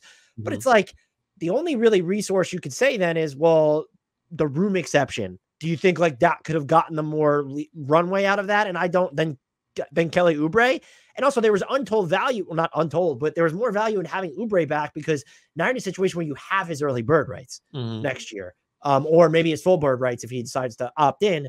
And I don't think like, had you like, you weren't going to get Najee Marshall for the room exception. He got more than that from Dallas. And so I don't know what the name was out there that would have been better. And they could still like, for all we like, I'm not advocating for this, but like, do you really like Jay Crowder is like the other minimum option that you could have looked at? I'd probably rather take the flyer on Yabusele at this point. So I like, it's an A+, and you cannot convince me otherwise. You would have to tell me that I don't even know that Paul George is going to request a trade once the trade restriction lifts or something. You mentioned this already, but the fact that like Tyrese Maxey was just on board amid James Harden calling the front office like liars and cheaters and stealers and ass fucks or whatever they were. I just like, it just blows my mind that like, and we talked about like, it was calculated. It wasn't even like, it was calculated. It was a massive gamble and it played out perfectly. And it's even wilder because Paul George is coming from the team that they traded James Harden to. Right. So we thought like, the whole Paul George to Philly thing, we initially thought like, well, you just hope the Clippers get better and increase the chances that they would just want to keep everyone together. And apparently like you might've facilitated their undoing. So kudos to the Sixers. Yeah, no, I mean, if anything, it just reflects poorly on James Harden, because apparently he's the only guy that didn't trust Daryl Morey. I don't know. It's probably not true over the years. All right. Last team in this division here, you and your entire cohort of north of the border brethren's Toronto Raptors. Look, here's my thing. I don't even know if we need to go through all the transactions. The pick conveyed, it turned into Rob Dillingham. So they get an F. The pick conveyed. They shouldn't have let it conveyed. Blew it. Actually, though, drafted Jacoby Walter at number 19, drafted Jonathan Mogbo at number 31, then signed him to a 3-year, $6.1 million deal. There's a team option on the final season. They traded Jalen McDaniels for Davion Mitchell, Sasha Vezenkov, who will not be reporting to the team, and Jamal Shed, who was drafted at number 45, and Portland's 2025 second round pick. That might be like, I know they got talent, but I'm assuming they'll trade their way out of it. That could be like a number 35 pick right there. Yep. Could be 31. Signed Emmanuel quickly, 5 years, $162.5 million. There's $2.5 million in unlikely incentives per year that could bring it up to $175. They extended Scotty Barnes. He got the 5-year max special, $224.2 million, can go up to $269.1. No player option though. So he's no Patrick Williams in my book. Bruce Brown picked up his team option. Garrett Temple's back at 1-year minimum. They signed Bruno Fernando for a minimum deal that'll guarantee on opening night if he's still on the roster. The biggest, like, sort of just notable that's not going to be on the list that anyone sees on screen, Gary Trent Jr. left Toronto to sign a minimum with the Bucks. Another sort of weird Heat situation to where we know they offered him an extension, $15 million per year, and he elected to go to free agency. And like, you got to a point as Toronto where I don't know if he was willing to come back for that number. And they just decided like, well, dude, we went about our offseason business. So like, we're not going to restructure things for you. And they only have like $10.5 million under the first apron. So that would have been complicated. But another sort of just, well, like, you still could have figured out a way to keep him and you didn't, and his shooting's important, but he ended up signing for the minimum. This is not like went and got actual money like Caleb Martin did. So he seemed to misread the market and then decided like, I'm going to go try and help a contender and that'll reboot my value. Fascinating offseason for a team that really didn't do much in terms of turnover though, wouldn't you say? Yeah, I'm trying to like get a handle on it because like some of the stuff was decided before the offseason. Like I think Quickly was just going to get something in this range from the moment they traded for him. Barnes, like I feel better about Barnes getting this than Wagner, but like it's still, if you want, I'm trying to look at like, if you wanted to knock it, you might say still a little early. I think I probably would have just given Barnes this deal myself. They also weren't, their flexibility is going to be different because they had to pay Emmanuel Quickly now. They paid Jakob Poeltl. Right. You have RJ Barrett on the books. Like there was already bigger money there. And also Scotty Barnes is better. Like that's also that, like, it's, yeah, right. That's what I mean. Like Tyrese Maxey was at least a level of, to use an example last year, where if he said like, no, like you pay me now, if you're the Sixers, well, we could keep him in restricted free agency, but we don't want to risk like doing damage to the relationship. I would say Scotty Barnes probably had that kind of leverage with Toronto, whereas Franz Wagner did not, but got the money anyway. Shout out Franz Wagner. We want everyone to get paid. So is there room for like a global, or is it beyond the scope of what we're talking about? Like a global criticism of Toronto, like being different than they were last year and maybe like on balance younger because Siakam and OG are gone and you're building around Quickly and Barnes and I guess Grady Dick and like some of their other younger guys, like, but you're still pretty like middle-y, like as the kids would say, they're pretty mid, which I don't say because I'm not young enough to do that. And also that's probably like a 5-year-old term at this point. Like, is there room to criticize that? Did they have enough Riz? Did his offseason have enough Riz? They're short on Riz. Oh my God. You know what I mean? Like they're not going to be one of the 4 worst teams. They're probably not a playoff team. So they're kind of in the middle and they do have like a couple big salaries on the books as it is. Plus Poeltl, plus Barrett. Like, are they, do we criticize them for not doing something more extreme one direction or the other? I just don't. What did that look like? Letting Emmanuel Quickly walk for nothing? That there isn't really a way for them to have done a lot different. I think if you have a problem with their offseason, you really have a problem with like what they did with Pascal Siakam and OG Anunoby, which is just not part of this grade anymore. Yeah, right. And would you have preferred to have had Gary Trent Jr. on 15 or like even just paid him what he was making rather than Bruce Brown's team option? Probably, but also picking up Bruce Brown's team option at least telegraphs like they might be open to some trade stuff to where they feel, and not necessarily in a bad way, but that a team that will be reactive, where they're not proactively doubling down or tearing it down. They're going to see how good they are or not, and then they're going to react from there. And I think there's value in like just looking at your roster. Like there's guys that you've paid, like in RJ, they didn't pay him, but they're paying him Quickly now, and Scotty Barnes, but they also have upside. So they're getting more expensive, but they also have upside. So I don't know that they did anything though. Like it wasn't super creative to where you would grade it as an above average offseason though. Like if you like Jacoby Walter, I mean, that's fine, but they had some options at their disposal and they decided to kind of I guess it is kick the can. Like that's essentially what they did. I guess if anything, like, how do you feel about the Emmanuel Quickly deal feels like the point where Scotty Barnes is, all right, if you wanted them to wait, fine. He would have ended up getting max money anyway, probably. Right. Again, I just want to reiterate because I'm sure there's like, well, you destroyed the Magic for the way they went about Franz Wagner. Franz Wagner wasn't in the most improved player discussion. Scotty Barnes was, and might have won it had he never gotten injured. So, that's the deal that I'm like kind of looking at. And I'm like, the theory of him, the off the dribble 3-point shooting, the off ball 3-point shooting, the stop on a whim floater, the defensive hustle that he brings. The question is, can he be an actual floor general? And I think the live dribble playmaking still needs to get better. And I'm just like, well, you have to go and look at it as a percentage of the salary cap now. And like, this thing isn't going to be 25% of the salary cap ever. So I feel like this is probably an average off season. There's nothing I like there's things that I might have done differently. Like you could look at the Bruce Brown, like I might have like tried to do, like maybe I would have operated with cap space, but like who did you want them to go get? Yeah. I think too, like, so for quickly, is it plausible to argue, if you're going to try to knock this down below a C overall, could you make the case that like nobody else was going to go above this number for him? Like you could have just let this marinate a little bit longer and kind of decide, like just gotten answers to the questions that you outlined about his fitness in this particular role. Like, is that, yeah, I guess you could have done that.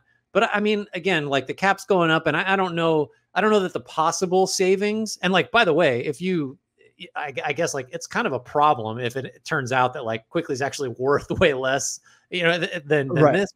But like, I don't really know. I don't know. I'm just kind of searching for like a reason, because it does on its face. And maybe again, this is just not understanding things in terms of percentage of the cap and looking at raw dollar totals and being anchored to like 4 and 5 years ago rates. It feels a little high just for what he's been and what he is, but maybe it's not. And maybe this just was what it was going to cost no matter what. And the downside of doing it now is not that great. Like, so I'm trying to get off of a C, but this just feels like a C.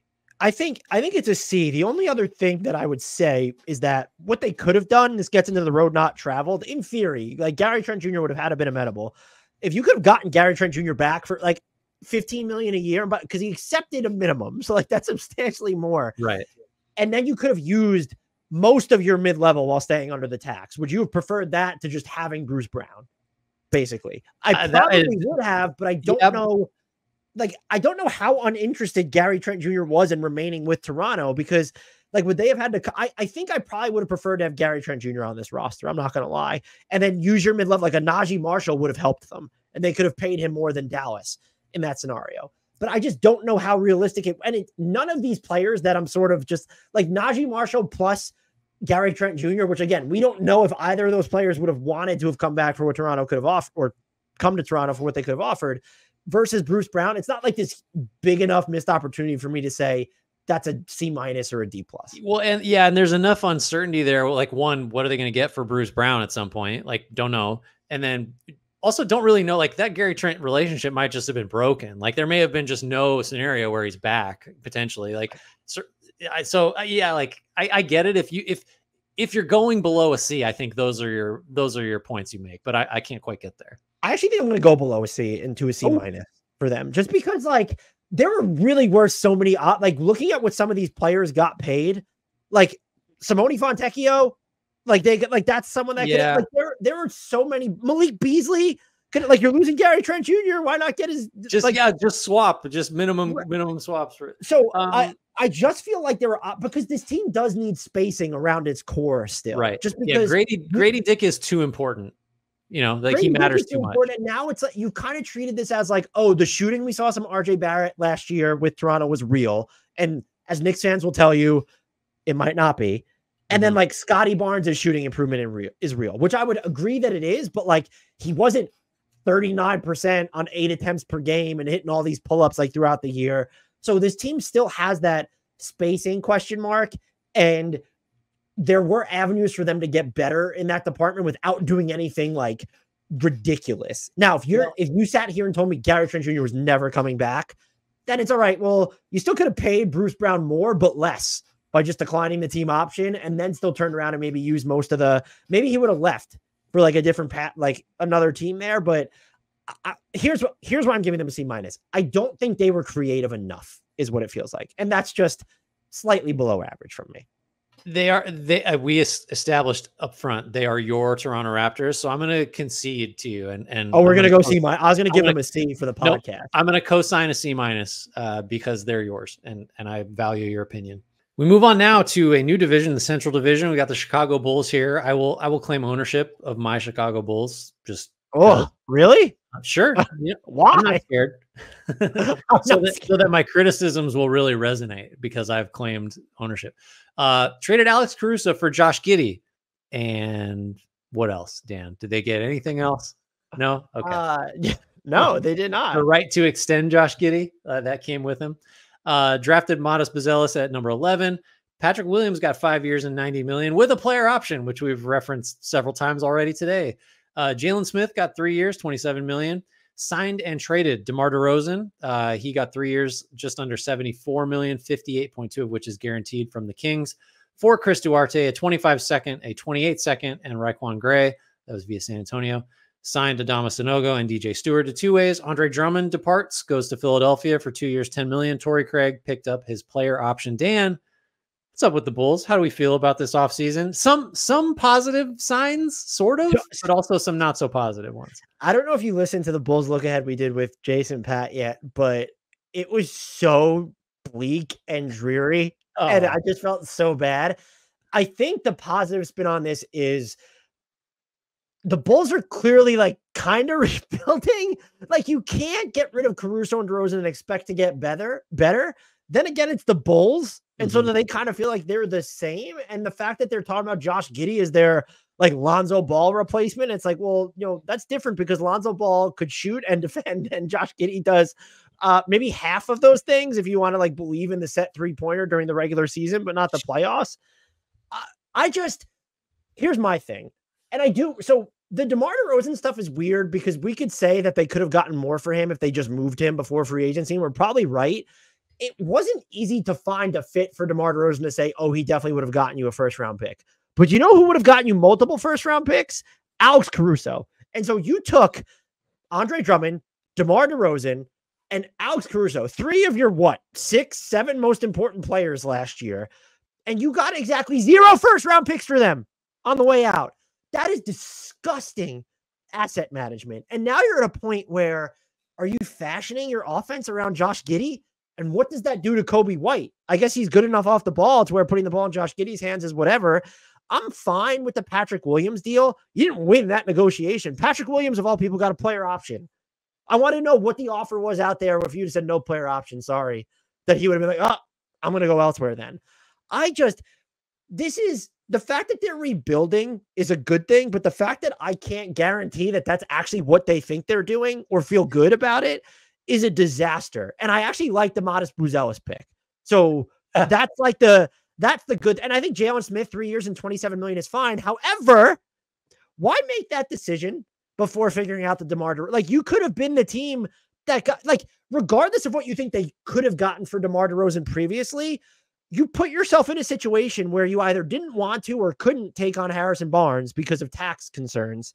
And San Antonio got the best non-DeMar DeRozan trade asset in that deal. They actually honestly got the 2 best ones because Harrison Barnes is better than Chris Duarte. So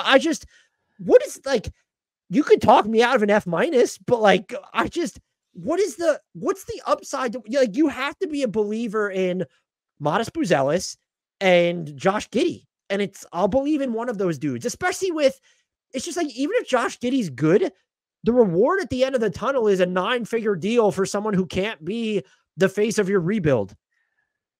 So the Bulls are new at this and they don't totally know how it works yet.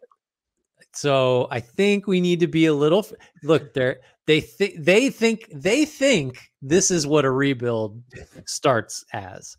And like more, baby steps, I think. Like part of this is they just don't have the ability to do a more complete job, which would involve Vucevic being gone, which would involve Zach LaVine being gone. By the way, I think Zach LaVine is now undervalued. I think there's a good chance that he's good enough for a couple months to start the season to where they will get something for him and not have to give up assets to move him. I think that's a distinct possibility. In the Bulls' defense here, if that's actually Zach LaVine's trade value, then he is right where he should be. You're not attaching anything to move Zach LaVine. You cannot, right. I totally agree with that. You cannot be giving shit up to move off of a contract you signed this recently. So yeah, like that's kind of beside it. Like they just aren't in a position to move either of those guys. They put themselves in this spot, so they're culpable for it. But like, I just, they don't really quite understand how this works. Like you have to get picks for Caruso. You had the opportunity to get picks for Caruso. Giddey, like what's the best case for the Giddey acquisition? He's awesome and you max him, right? Like that I don't feel like that's like, look, I guess if he's worth a max, then something spectacular has happened and you're good with it. But like the realistic outcome is you probably feel somewhat obligated to pay him more than he's going to be worth because you gave up Caruso to get him. And there's some face saving involved there. Like you can't, is there a scenario where Josh Giddey's bad this year and they're just like, nah, we're done. No. Right. And honestly, you know what makes this 10 times worse? They traded him to a team that has all the first round picks. Right. That's the thing. You could have just written in like, and also 4 first round picks, and the Thunder would have been like, that's a weird clerical error. Oh, well, like, let's just, we want Caruso. Who cares? Yeah, they wouldn't have missed him. I mean, I'm trying to find a reason not to just this is just an F. They moved on from DeRozan, but it was too late, and they were too cheap to take back Harrison Barnes and get that pick, right? They probably could have come away with the swap, right? It's for sure an F. If you really want to go F-, I support it. I'm going to give them an F-, but we'll meet in the middle ground with an F. I just feel like it needs to be on the record that this organization is fucking shameful. And I think there are probably Bulls fans that'll disagree with us. I feel terrible for Bulls fans. And you can call me all the names you want, make fun of my piercings, my polish, my face, my forehead, my nose. Get it all out. This is the space to just come at me because I honestly feel bad for you. There's just nothing to root for with this team. It does seem like we can't even sit here and guarantee that they're going to be bad enough to just like by the way, they're net negative in the first round pick department, technically, because they owe the top 10 protected pick to San Antonio, and they will be bad enough probably to keep it. But it's like, are they going to continue to be okay? Then it's top 8 protected the season. It's like we're getting into territory where do you trust the Bulls to be bad, to be the right kind of bad, so that they get to keep this pick year over year? And so, like you said, I guess they're new at this and have no idea what the fuck they're doing. But to make it that apparent that they have no idea what, at least try to fake it. What do you think I do for 2 hours every single week when we talk about the NBA? My God, you haven't watched a game since 2013. No, I think like somewhere in here, if you want to be as charitable as possible, you could say like they do seem to have a mind towards let's get a little younger, which is like a rebuilding characteristic. But it's just, and the other thing is it's so hard for them to really go all the way into a rebuild because of decisions they made prior to this most recent offseason. So it's like, but you can't let them off the hook for that because they did this to themselves. And so it should be hard to get out of a situation as ill-conceived as this one.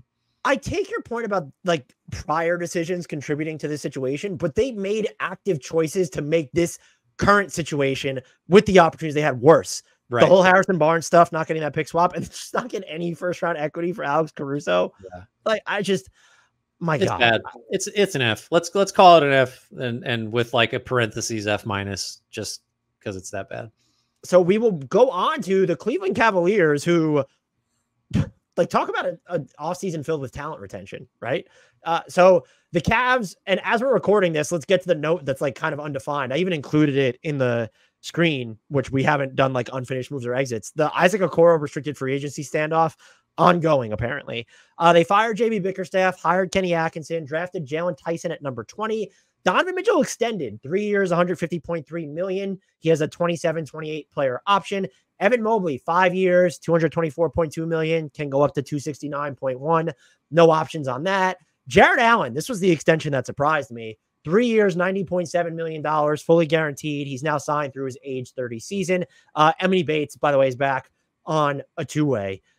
This isn't interesting because we talked about how you can't necessarily grade teams favorably for talent retention. I do think you can when, like the Evan Mobley extension, that's not an A move because like it was just whatever. The Donovan Mitchell extension, when you're worried about him leaving and there's no guarantee that he was going to sign anything, that's something you can grade as above average. It wasn't the full 4 years, but you now have him under team control for an additional 3. That's a big deal. And I would even argue the Jared Allen contract, which I just assumed was like the offshoot of like, oh, look at what Isaiah Hartenstein got. I might be on that level, but even he had to concede. Like he doesn't have control over that 3rd year. Mm-hmm. Like it felt like a response to, oh, like the non-star market for centers is just kind of bizarre. I'm going to take this money. That legitimately surprised me. And I think that ends up being a good deal, whether it's to keep or to trade for Cleveland. Yeah, I don't know if you know this, but we're not allowed to weigh in on Jared Allen's financial situation based on our history. So I have no comment. Online with a commenter who said that when we had when we were talking about the Cavs for one of the things, like, weren't you the guys who didn't like the Jared Allen extension? It's people are wrong. We literally apologized for it at the end of almost every single episode. No, the Mitchell thing, you're totally right about that. It's like you're paying $150 million for Donovan Mitchell, but also for like silence, which is super valuable after spending like every second of his tenure with the team listening to people like me saying like, I think they're going to have to blow this up. They're not going to be able to recoup. You can't let them get towards an expiring situation because then you're So now we don't have to listen to that anymore. And that's worth something in addition to the production Donovan Mitchell provides on the floor. And like, I think Kenny Atkinson going to get another crack at this. I think he generally impressed in Brooklyn until he was not the coach that certain superstars wanted, which doesn't seem like a him problem based on how other coaches were treated in Brooklyn by mostly the same superstars. So I think that's an upgrade. I mean, it's nothing. There's nothing crazy here because it is talent retention, but it's not like a Celtics level talent retention. But it's still like this is in the B range, I think, and you could talk me into higher. So two things. This has nothing to do with what you just said, but the fact that they have their top 4 guys who are all-star caliber, if you want to frame it that way, under contract for at least the next 3 years. Yep. Like Donovan Mitchell's the one that can reach free agency first in 2027. That is an incredible position to be in, and we just never really see it anymore. But two, I'm wondering how you feel about this offseason, knowing that I think we all thought I kind of thought Jared Allen was going to be traded. This just based off the hit piece from The Athletic. You were actively advocating for them to shake it up, though. So how do you feel about their offseason, knowing that was your stance leading into the offseason? I think, well, the main reasons, or maybe it's just reason that I thought a breakup was, you kept giving me the over under of, I think like 1.5 of the 4 being gone. And I kept taking the over.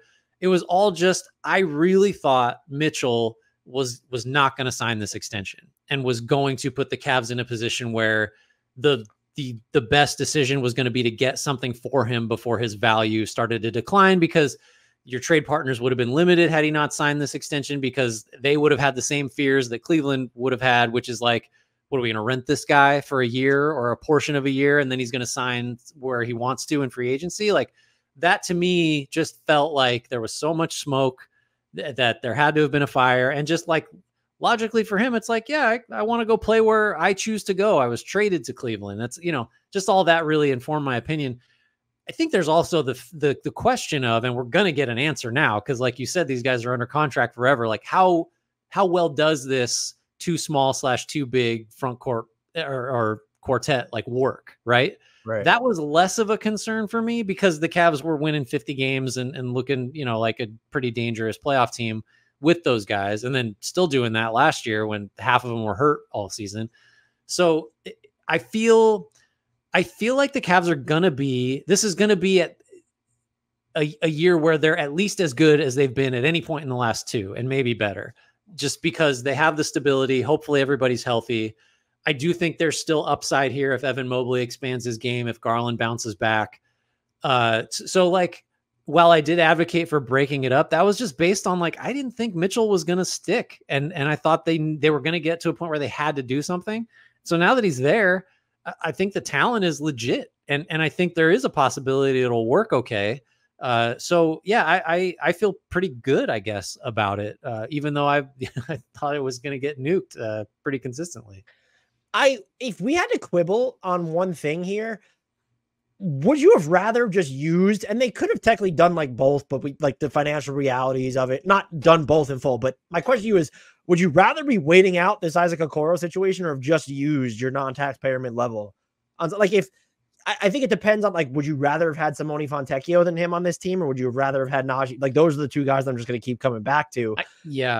I think Marshall, just to get that guy who you could throw at wings, which they still just don't really have unless you're going to just have Mobley do that all the time, which I guess he could do, but they're still just, Okoro does not fill the like, oh my God, this is the perfect 5th guy, right? Like doesn't fill that need. Like some of it he does, some of it he doesn't. That's why he's in the position he's in. Fontecchio would have brought the shooting, like, oh my God, the spacing would have been so awesome there, and a decent enough defender. Marshall's the fit. But like, I don't know. I'll put it this way. I'm not going to let that like hypothetical really knock the grade down much at all. Are you, you asked the question, are you kind of feeling more like there's a missed opportunity? Yeah, I'm out on the Isaac Okoro experience. I think he could be a very valuable regular season player, which, to be clear, is valuable, like eating up those minutes. But it's just I haven't seen it. Like it's just not going to happen for him in the playoffs with this roster. And I don't know who the name would have been. Again, that would be the fair point. But like honestly, I'd go this route because I would have rather had Gary Trent Jr. on this team. Or like Melton. You could Melton only signed for 1 year. You could offer then you're like super, like you're even smaller than if you had Gary Trent Jr. But I mean, like with his shooting, like he's not that much smaller than Okoro. You could still throw him at threes potentially. Yeah, like he's actually probably better at guarding up than Okoro is too. Yeah. So yeah, I'm gonna go. I probably value what they did with the extensions more than you did, specifically Allen and because the Mobley ones, whatever you could have. They're a team that they didn't need to wait because they were never going to have cap space. So it's like they're even more so than like Toronto and Orlando. But I look at the Donovan Mitchell. And like, by the way, not getting a player like Patrick Williams got a player option. Evan Mobley didn't. We're obligated to mention that, right? So I think a B is probably right. And we need to see like maybe there's a chance the Isaac Okoro stuff swings me because the deal is just so much of a steal. But reports have them offering like I think between 8 and 12 million is all the different numbers I've seen. So if that's the money he's coming back on, if it's 8 or something, but like what if he ends up just signing his qualifying offer? I don't know. I don't think he's good enough to do that, but I would have preferred the road not traveled, which is, hey, this is a good team that could theoretically offer you, if not a starting spot, then a closing lineup spot. And they had the mid-level to spend. I feel like that was a missed opportunity by them. Yeah, I'm tempted to go like B+ just because the Mitchell thing, it was so divergent from what my expectations were in a good way.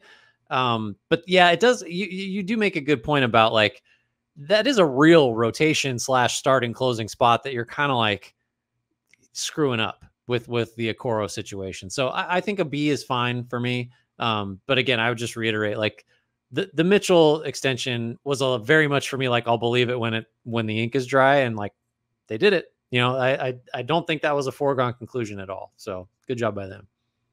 We are on to now your team. Okay, so JB Bickerstaff. Are we going to grade them with an A+ like we did last year, only to have to retreat back to what we have to give them? I think we should just do it every year. So JB Bickerstaff, who coached the team we just talked about, now coaches this one. He replaces Monty Williams, who is getting paid. Giving out another, by the way, consecutive off seasons, giving out coaching contracts that are a half decade or longer. That's. You got to double down sometimes. But yeah, Monty Williams, that didn't work. And so he's correct decision. We can agree to move on, and not necessarily easy in some ways, but not easy in others, because they're going to pay him a lot of money to not coach the team. Tobias Harris got 2 years, $52 million. Cade Cunningham got that 5-year max. Obviously has the escalators in it that can get it up to 269.1, the low end 224.2. So traded Quentin Grimes for Tim Hardaway Jr., a 25-second via Toronto, a 28-second via Miami, and another 28-second coming from either the Clippers or Charlotte, whichever is less favorable.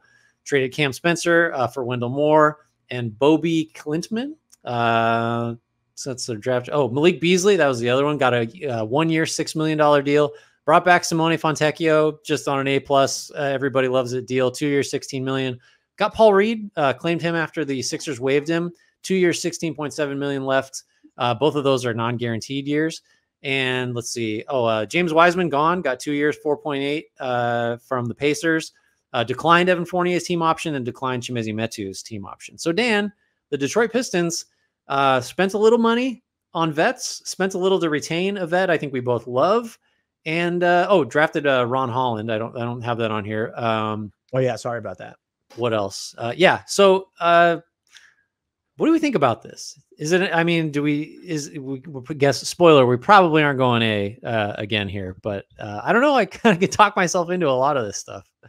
Yeah, I'm like pulled in a bunch of different directions. So I think that they didn't get enough for taking on Tim Hardaway Jr. Like the fact that they gave up Quentin Grimes to me was still bizarre. And you saw Reggie Jackson basically making a third of what Tim Hardaway Jr. makes went for the same like pick equity cost, like just wild.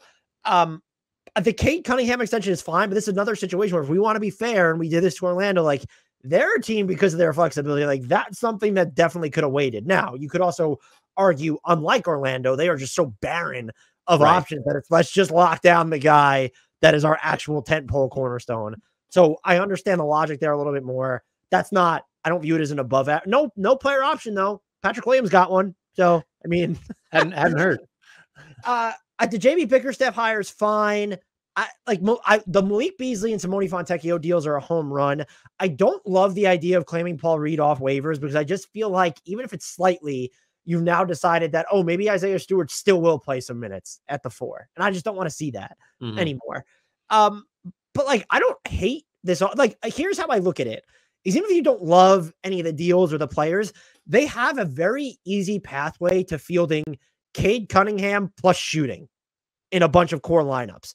Now, the problem is those core lineups really don't consist of any of their other prospects, whether it's Ron Holland, Asar Thompson, Jalen Duren. I mean, you don't expect that from a big, so it's really the Jaden Ivey of it all, plus Ron Holland and Asar Thompson. Still, we want to see what Cade Cunningham can be with stable spacing. And even though the numbers don't support it, I actually think he shot worse with Simone Fontecchio on the floor. The spacing is just better for them now. And so I think that they went about that process fine. And the Tobias Harris stuff, I think it's a potential to be really good for them. And I'll continue to cite her. But like Caitlin Cooper uses the term soul tax to describe kind of a situation that's so far gone, it clouds how good a player can actually be. It felt like soul tax was at play with Tobias Harris in Philly. And so I'd expect him to be better. And the reason you give him so much money is because you're the Detroit Pistons. And that's how much money you need to pay to get people who don't suck to come play for your team. Do I think it's overkill? I think it might be just because like Simone Fontecchio got $8 million. And is Tobias Harris right now worth 3 times as much as maybe? Probably not. Is Tobias Harris objectively for sure a better player than Simone Fontecchio right now? Okay. Like let's, that's a conversation. He has more self-creation skills probably still, which is a big deal. But I'm probably in the C. I mean, it's weird because I absolutely love 2 of the deals that they signed. And I actually, by the way, and I'm not just glazing, excuse me. I'm not just glazing here, Grant. I actually really like Bobby Klintman. Like, it's just like, that's why I also don't like the Paul Reed edition, because I'd like to see them just give Bobby Klintman a bunch of minutes. Like, hey, let's have another stretch big on the floor. Maybe you argue that Paul Reed is a stretch big. I don't know how I feel about that, but I probably could go, like, here's what I'll say. You could probably talk me into a C+ B- range because they had all this cap space and people were worried that they were going to do something that actively hamstrung them for more than a year or 2. And they did not. They very clearly said, we're doing this on a year-by-year basis right now, which is the right move when you have so many unknowns on your roster. Couple things. The Bickerstaff hire leaves me a little cold. I almost wish they'd signed someone that had not had a head coaching job before, as opposed to like a retread. I don't know why I feel that way. It just, maybe it would have signaled more of a belief that like we really are still kind of at ground zero with a lot of this. And that, I mean, I guess if you, in tandem with like veteran signings like Harris and bringing Fontecchio back and adding Reed, I guess like that is sort of like a unified kind of way of thinking.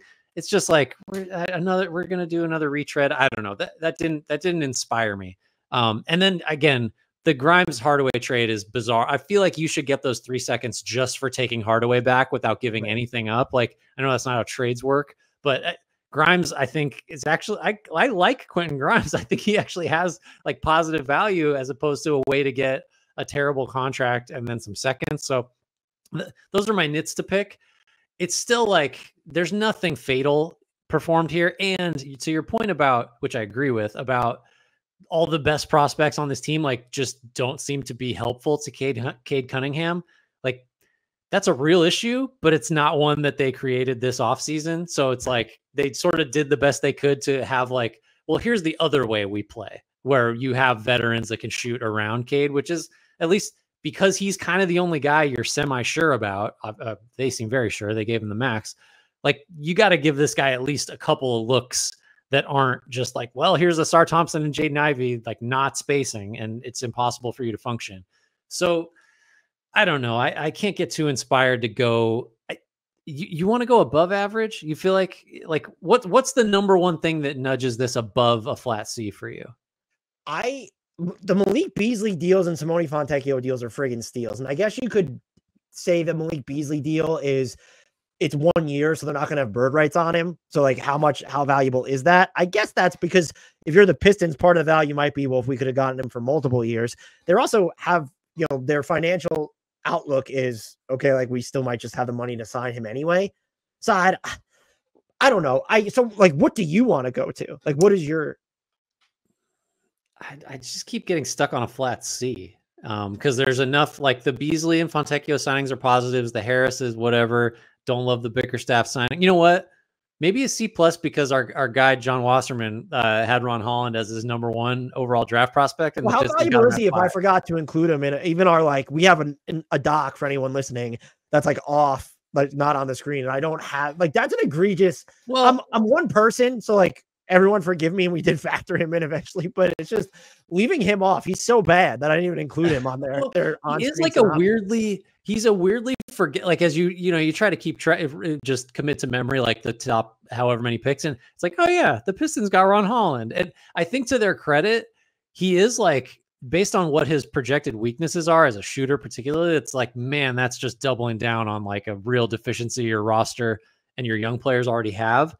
But if you think he's the best player available, and certainly someone much smarter than us about the draft did think that, I'm good with it. I prefer that to them being we got to draft Dalton Connect, or we got to reach for someone like that just to go, because that's what we need. It's no, you need everything. So I think maybe I'll go to a C+ on the clear thinking that led to the Holland pick, or maybe not clear, but the boldness, I guess, of taking Holland. Which is funny too, because I was gonna kind of concede that we could go to a C because I didn't feel super strongly about my C+. Fine. Well, I'll be the one. I keep being influenced by you, so I'm gonna mandate we go C+. So, but you literally just went with my grade. Yeah, that's right. I incepted you. How's that for having a backbone? We are on to your Indiana Pacers. That's a team that I think you'll feel okay about claiming ownership of. They are my team to go through, though. So they drafted Tristan Newton at number 49. He signed a 2-way. Drafted Enrique Freeman at number 50. Signed a 2-way.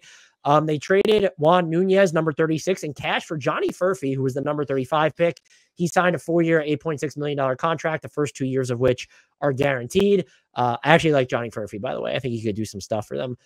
Pascal Siakam, 4 years, $189.9 million max, no options. Obi Toppin, 4 years, $58 million plus $2 million in unlikely incentives. That can bring it to 60. No options on that deal. Extended Andrew Nembhard, got 3 years, $58.7 million. He's now signed through 2027, 2028. They signed James Wiseman for 2 years, basically at the minimum. $500,000 is only guaranteed for the first year. James Johnson back on the minimum. Notable exits: Jalen Smith got $27 million from the Chicago Bulls, and then Doug McDermott remains unsigned. How do you feel about their offseason, Grant? So Johnny Furphy notwithstanding, this is about the Siakam deal, the Toppin deal, and the Nembhard deal, right? I think those are our three real points to consider here. Siakam, that's exactly what he was going to get, what he should have got. That was, the 4 years, 189, didn't get an option. That is the correct amount to pay him. Nobody was going to beat that. The Pacers didn't have to go higher to keep him. So I think that's above average, I guess, just because they could have gone longer, right? They could have given him that 5th year. I still my memory is. They could have, yeah. Yeah. So I think that's a small win, even though I think a lot of people would say that's not a contract that's going to age well.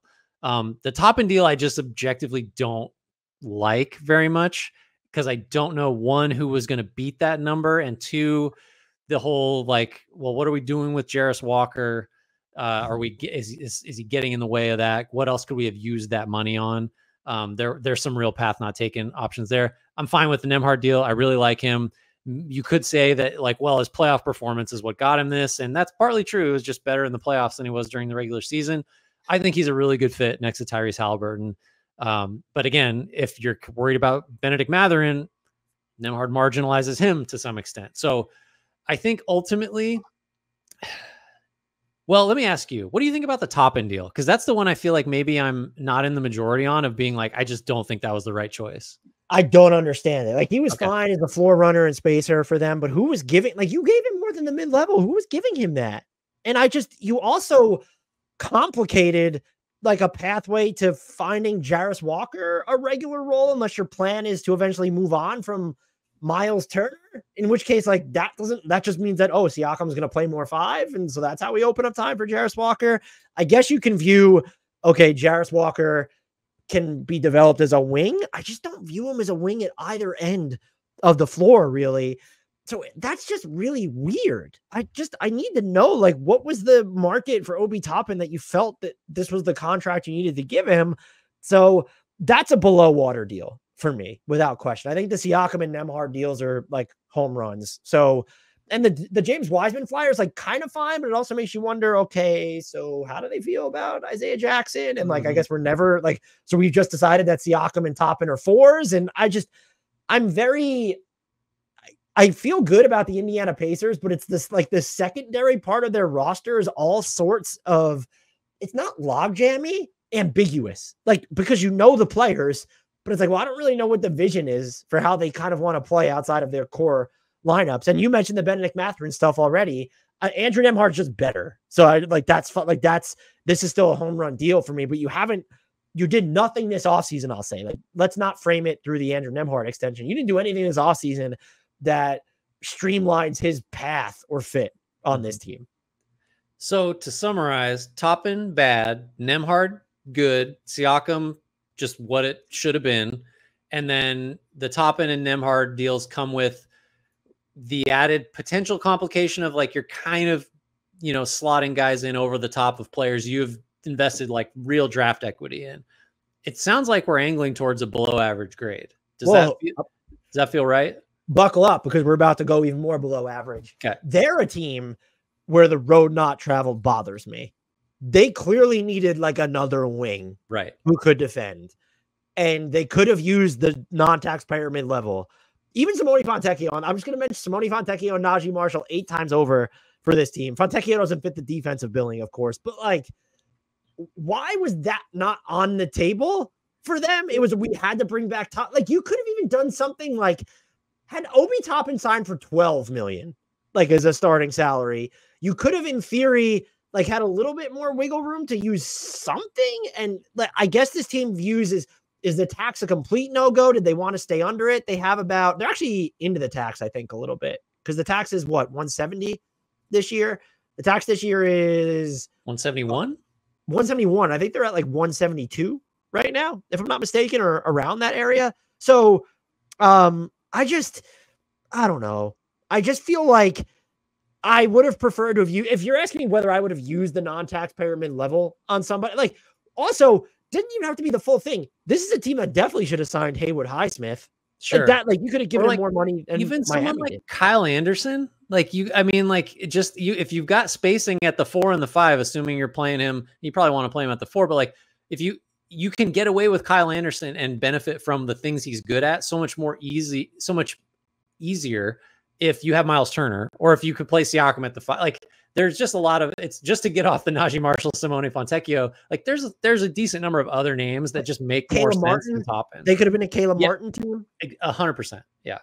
They could have also been Derrick Jones Jr. I wouldn't have hated him. Imagine Derrick Jones Jr. in the offense with this Pacers team. Well, especially as a comp for Toppin. Like, Derrick Jones Jr. does like a lot of the Toppin stuff. Like, nobody runs as relentlessly and consistently as Toppin does, but Jones is awesome at that. Gives you, I mean, I trust his shooting as much as I trust Toppin's, I guess, which is to say, like, not a ton, but like semi-spicy, I think. I don't know. I mean, neither of them is like a 5-alarm fire getting closed out on. I think Jones was like in the 33-ish, 34-ish% range last year. But Jones is just defensively, there is no conversation. Like, Derrick Jones Jr. was like really good and spent a lot of time guarding the best guys. Toppin, you got to hide. So there's a lot of options. It really is coming down to the Toppin contract, which feels like a little too laser focused, but I don't know if we're going to knock it. There's a lot of reasons that it wasn't a very good choice. Is this a D+ off season, or is it a C-? Like, those are, I think, when I'm like, it's below average. The Nembhard extension is, though, if we want to be these people, like, would they have benefited from being able to go out the extra year on the Nembhard decision? Like, why is it just the 3? Did he not want to sign that? Did they not want to offer it? I'm more receptive to that knock on the Nembhard deal than I am to like, oh, well, then Matherin's not going to get, I just don't believe in Matherin as like a starter. So, I actually don't, if we're being honest, I don't demerit them for not opening like a bigger role for Matherin. I agree. I think Matherin is a 6-man. I think that's like what he's supposed to be. And so that, especially with Halliburton, like him and Halliburton, I just like the defense is just too bad for those two to play big minutes together. So getting Nembhard just makes sense. Is it really a D+? Because I think we both would say like we like the Pacers. We think they're gonna be good. I don't know. We keep let's just do it. Let's go D+. The top end feels like a miss. I'm high on the Pacers, but like even the Siakam deal, like what did they win? That's a C. That's a C. That's a C. You didn't have to go to a 5th year. Okay. But like when you're framing it that way, that we didn't have to pay this player that we want for the like, you'd rather be like with Nembhard where it's no, you want that extra year type deal. Yeah. So it has to be a D+ because it's not even that they had the they right now in this moment, if they were willing to pay the tax, they have the resources to do something. So that's where I'm at with them. Still, honestly, they're going to be a really good team. But yeah, D+. All right. Move on to Grant. This is your team. They are the Milwaukee Bucks, which they did so little, as you can see on the screen. I figured why not take up some of that space right there. I'm not sure what that Giannis face is trying to convey. Let's get to it. So they drafted AJ Johnson at number 23, drafted Tyler Smith at 33. Some phenomenal minimum maneuverings, but we will not overrate minimums. DeLon Wright got a 1-year minimum. Taurean Prince got a 1-year minimum. Gary Trent Jr., that's the standout, got a 1-year minimum. Feel free to overrate that. Yeah, I mean that one. That one I might need to. Signed Stanley Umude and Anzej Pasechniks. That was my first pass at that name. Pretty good. Two ways. Malik Beasley gone. $6 million from Detroit. Patrick Beverley probably gone forever. Signed overseas. Jay Crowder remains unsigned. Thanasis unsigned. That's what the face is for on screen. I just don't think that's going to remain the case for very long. I don't know. Although there's a roster crunch, though, the Bucks have to figure out. So, Dan, I think if they sign Tyler Smith, that's 14, right, for them? I think so. I don't know. I mean, they'll find a way. They'll find a way. They'll make him like a special assistant or something. That he'll be around. Really, just talking about minimums because I don't think we need to do the AJ Johnson and Tyler Smith of it all to really affect this grade. So. I mean, I know we started out and I keep harping on like, you can't overvalue minimums, but like Gary Trent's going to start, right, and play a huge role. And they're paying at least, by Gary Trent's evaluation, like 1/12 of what he's actually worth. So that's a pretty good start. And this is a team with zero flexibility, just like could not really do almost anything. So and that's also like factored in too. You say not to overrate minimum signings, but since 2020, there are 3 players downing over 38% of their triples on more than 7 attempts per game and posting a steal rate north of 2. Lonzo Ball, who's played just 90 games amid knee issues, Paul George, and Gary Trent Jr. Well, why didn't they sign Paul George, Dan? Oh, yeah, you're right. That's what Kendrick Perkins basically said. He was disappointed in the Bucks offseason, right? And I agree with him. I would have simply just signed OG and Paul George. And maybe, honestly, I know that they have Brook Lopez on this tree, but why not just trade for Jokic? Right. Like, isn't that would have been an interesting solve? Not that complicated. They didn't have any moves to make, and they got 3 guys, I think at least 2 of which, Wright and Trent, are going to play real roles. And I mean, this is more than they should have been able to do, right? I feel like so this can't be in the C range, I would say. Although I was going to say, like, do we credit them for Gary Trent just like falling into their laps? Yeah, a little bit, because he could have signed for the minimum anywhere. So I can't go an A unless you have more to talk about. I think we got to probably just jump into the grade. No, so I still don't, even after talking with Ty Windish and looking into him a little bit, I kind of understand the theory of what AJ Johnson is supposed to be in the NBA. I don't understand the theory of that in the context of the Bucks. Because he's a long way away, right?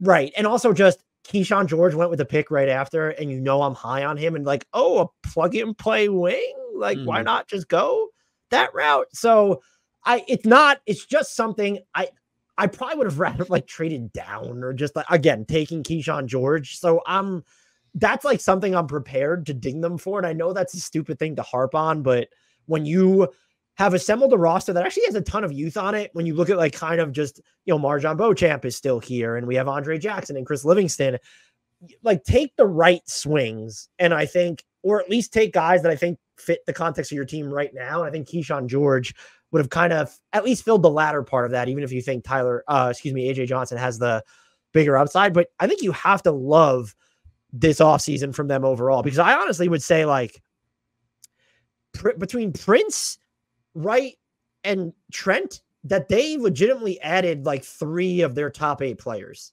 this summer. For sure, 2. I'm not sure about Prince, but for sure the other 2 I really do believe honestly, in. He fits the like more of a archetypal hole that they have than DeLon Wright does at this point. So it's like, I know that they need the point of attack defense from DeLon Wright, but positionally, they need more of what Prince, like in theory, can do. And also, they're not going to play him or lean on him the way that the Lakers did. Sure. Which was like the Lakers just didn't have any wings of which to speak. And so even like when you think about the Chris Middleton injury of it all, like I love the idea of Taurean Prince here, or I should say ankle surgeries of it all. Excuse me. So where are you at with the grade?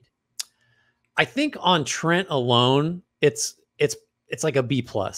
Just because like there you have the Bucks had no business getting someone that good with the resources they had. So it's just like it's not even close. Like and then to get a couple more guys, like we could disagree over whether Wright or Prince matters more, but like they both matter. They're both gonna play, and they're both like you could see them being positive value players as long as they don't have to, as long as the lifts aren't too heavy for them, which I don't think they should be, unless Middleton just can't play anymore and Pat Connaughton is not playable, on and on. But like it's a B+ for me just because of Trent. Like that's an insane value signing. Yeah, I mean, like you could probably go as high as an A here. If you don't have any strong feelings about their draft, shouldn't the grade just be an A? Maybe. I don't know. It just feels so high to base it on like one. Well, what else are they supposed to do? Like, what is the? No, I'm asking. I guess I'm uncomfortable. Well, I'm going against my overvaluing minimum signing things if I go any higher than a B+. Trying to stay consistent here. But it's relative to their situation where they could only have signed minimums, though. So you're judging this against the other minimum signings. That's true. I'm trying to differentiate this. They're getting a B+ for me because I think that they should have just taken Keyshawn George or even just moved this pick. And you could have, by the way, that would be was there anything out there for Pat Connaughton plus number 23 before it was a salary? Could that have gotten you IO? I don't think so. I'm not factoring that in. So I probably would have but I would have taken somebody else. Or I would have traded down, and I kind of believe that AJ Johnson would have been there after Tyler Smith. Maybe so. So we have the same grade, but you're trying to talk me up because it makes me feel like I need to go down. No. I think it just is. I think a B+ is just the correct grade here. Now, no, I think that's where I'm at because I do take the point. So I want you to explain why they're not getting an A from you. Because I'm scared of repeating my Phoenix Suns mistake. Right. But again, this is like even relative to the options that were at the foot of Phoenix last year with the minimum signings, they didn't get a good enough traction out of them. Here's why it's not an A. I think it's not like you had to do any there was no, I mean, they couldn't do this, but it's like there was no artful maneuvering. There was no if we let's use this portion of this roster exception. Now it's their own fault that they had so few resources and so few options. So they didn't really have a chance to do anything spectacular. So, but I can't give an A just because you got Gary Trent on the minimum. I like it. I love it. That can't be the only reason you get an A. I don't know why. Maybe that's inconsistent logically. It seems like a consistent logic to me. I'm not going to at least then say you would have taken someone else in the, because what you're saying about the second apron, they didn't pivot out of it. That's true. We just complimented the Celtics for doing so. And by the way, it'd be different if they spent on the wrong players. The reasons they're in the second apron, go ahead and point to me and tell me that deal just shouldn't be on the books. That's true. Well, we kind of relitigated the Dame trade on our regrades, but that would be the only one where you're like, oh, Drew Holiday would have been slightly cheaper. Yeah. Okay. You know what? That's you raised a new argument that I'm receptive to, which is that a lot of teams in this position try to get cheaper and like are not focused on adding. So let's go. You have talked me up to an A-, but you're at a B+. So now I don't know what we do. We'll go to an A- because mine is based on, like, I actually have a strong thought about a draft, which we have not watched played out on the court at all. And for all we know, like, Keyshawn George will get playing time in Washington. It could suck. So if I'm just like, I just think in terms of asset management, you could have gotten AJ Johnson much lower, but maybe I'm wrong. So we'll go A-. So you're welcome, Grant. Like, Jesus Christ. So much arm twisting to get up a half grade. Here's the thing, though, is we now need to re-record this entire 2-hour, 40-minute podcast because 2 minutes ago, Luke Travers has signed a 2-way deal with the Cavs, and I think that changes everything. So A+ or F-, one of the two. We'll have to decide. This was long. Are you ready to take us out of here? Sure. Man. Okay. So let's see. I give this podcast an A because we did the most we could with the resources we had, which is our two brains, and we agreed on was right on brand of totally incoherent. Yeah, fair enough. Thanks everybody for listening, for watching, for enjoying Dan's wonderfully produced graphics with Giannis faces in some cases. If you have not done so already, rate, review, subscribe, comment on YouTube. Make sure you're subscribed on YouTube and you're checking out all the shorts and all the clips and all the full-length podcast episodes, all that good stuff. Join our Discord, check out our merch, tell your friends, tell your enemies, and make sure, as we always do, that you give a shout out to Frank Ntilikina and you apologize to Jared Allen.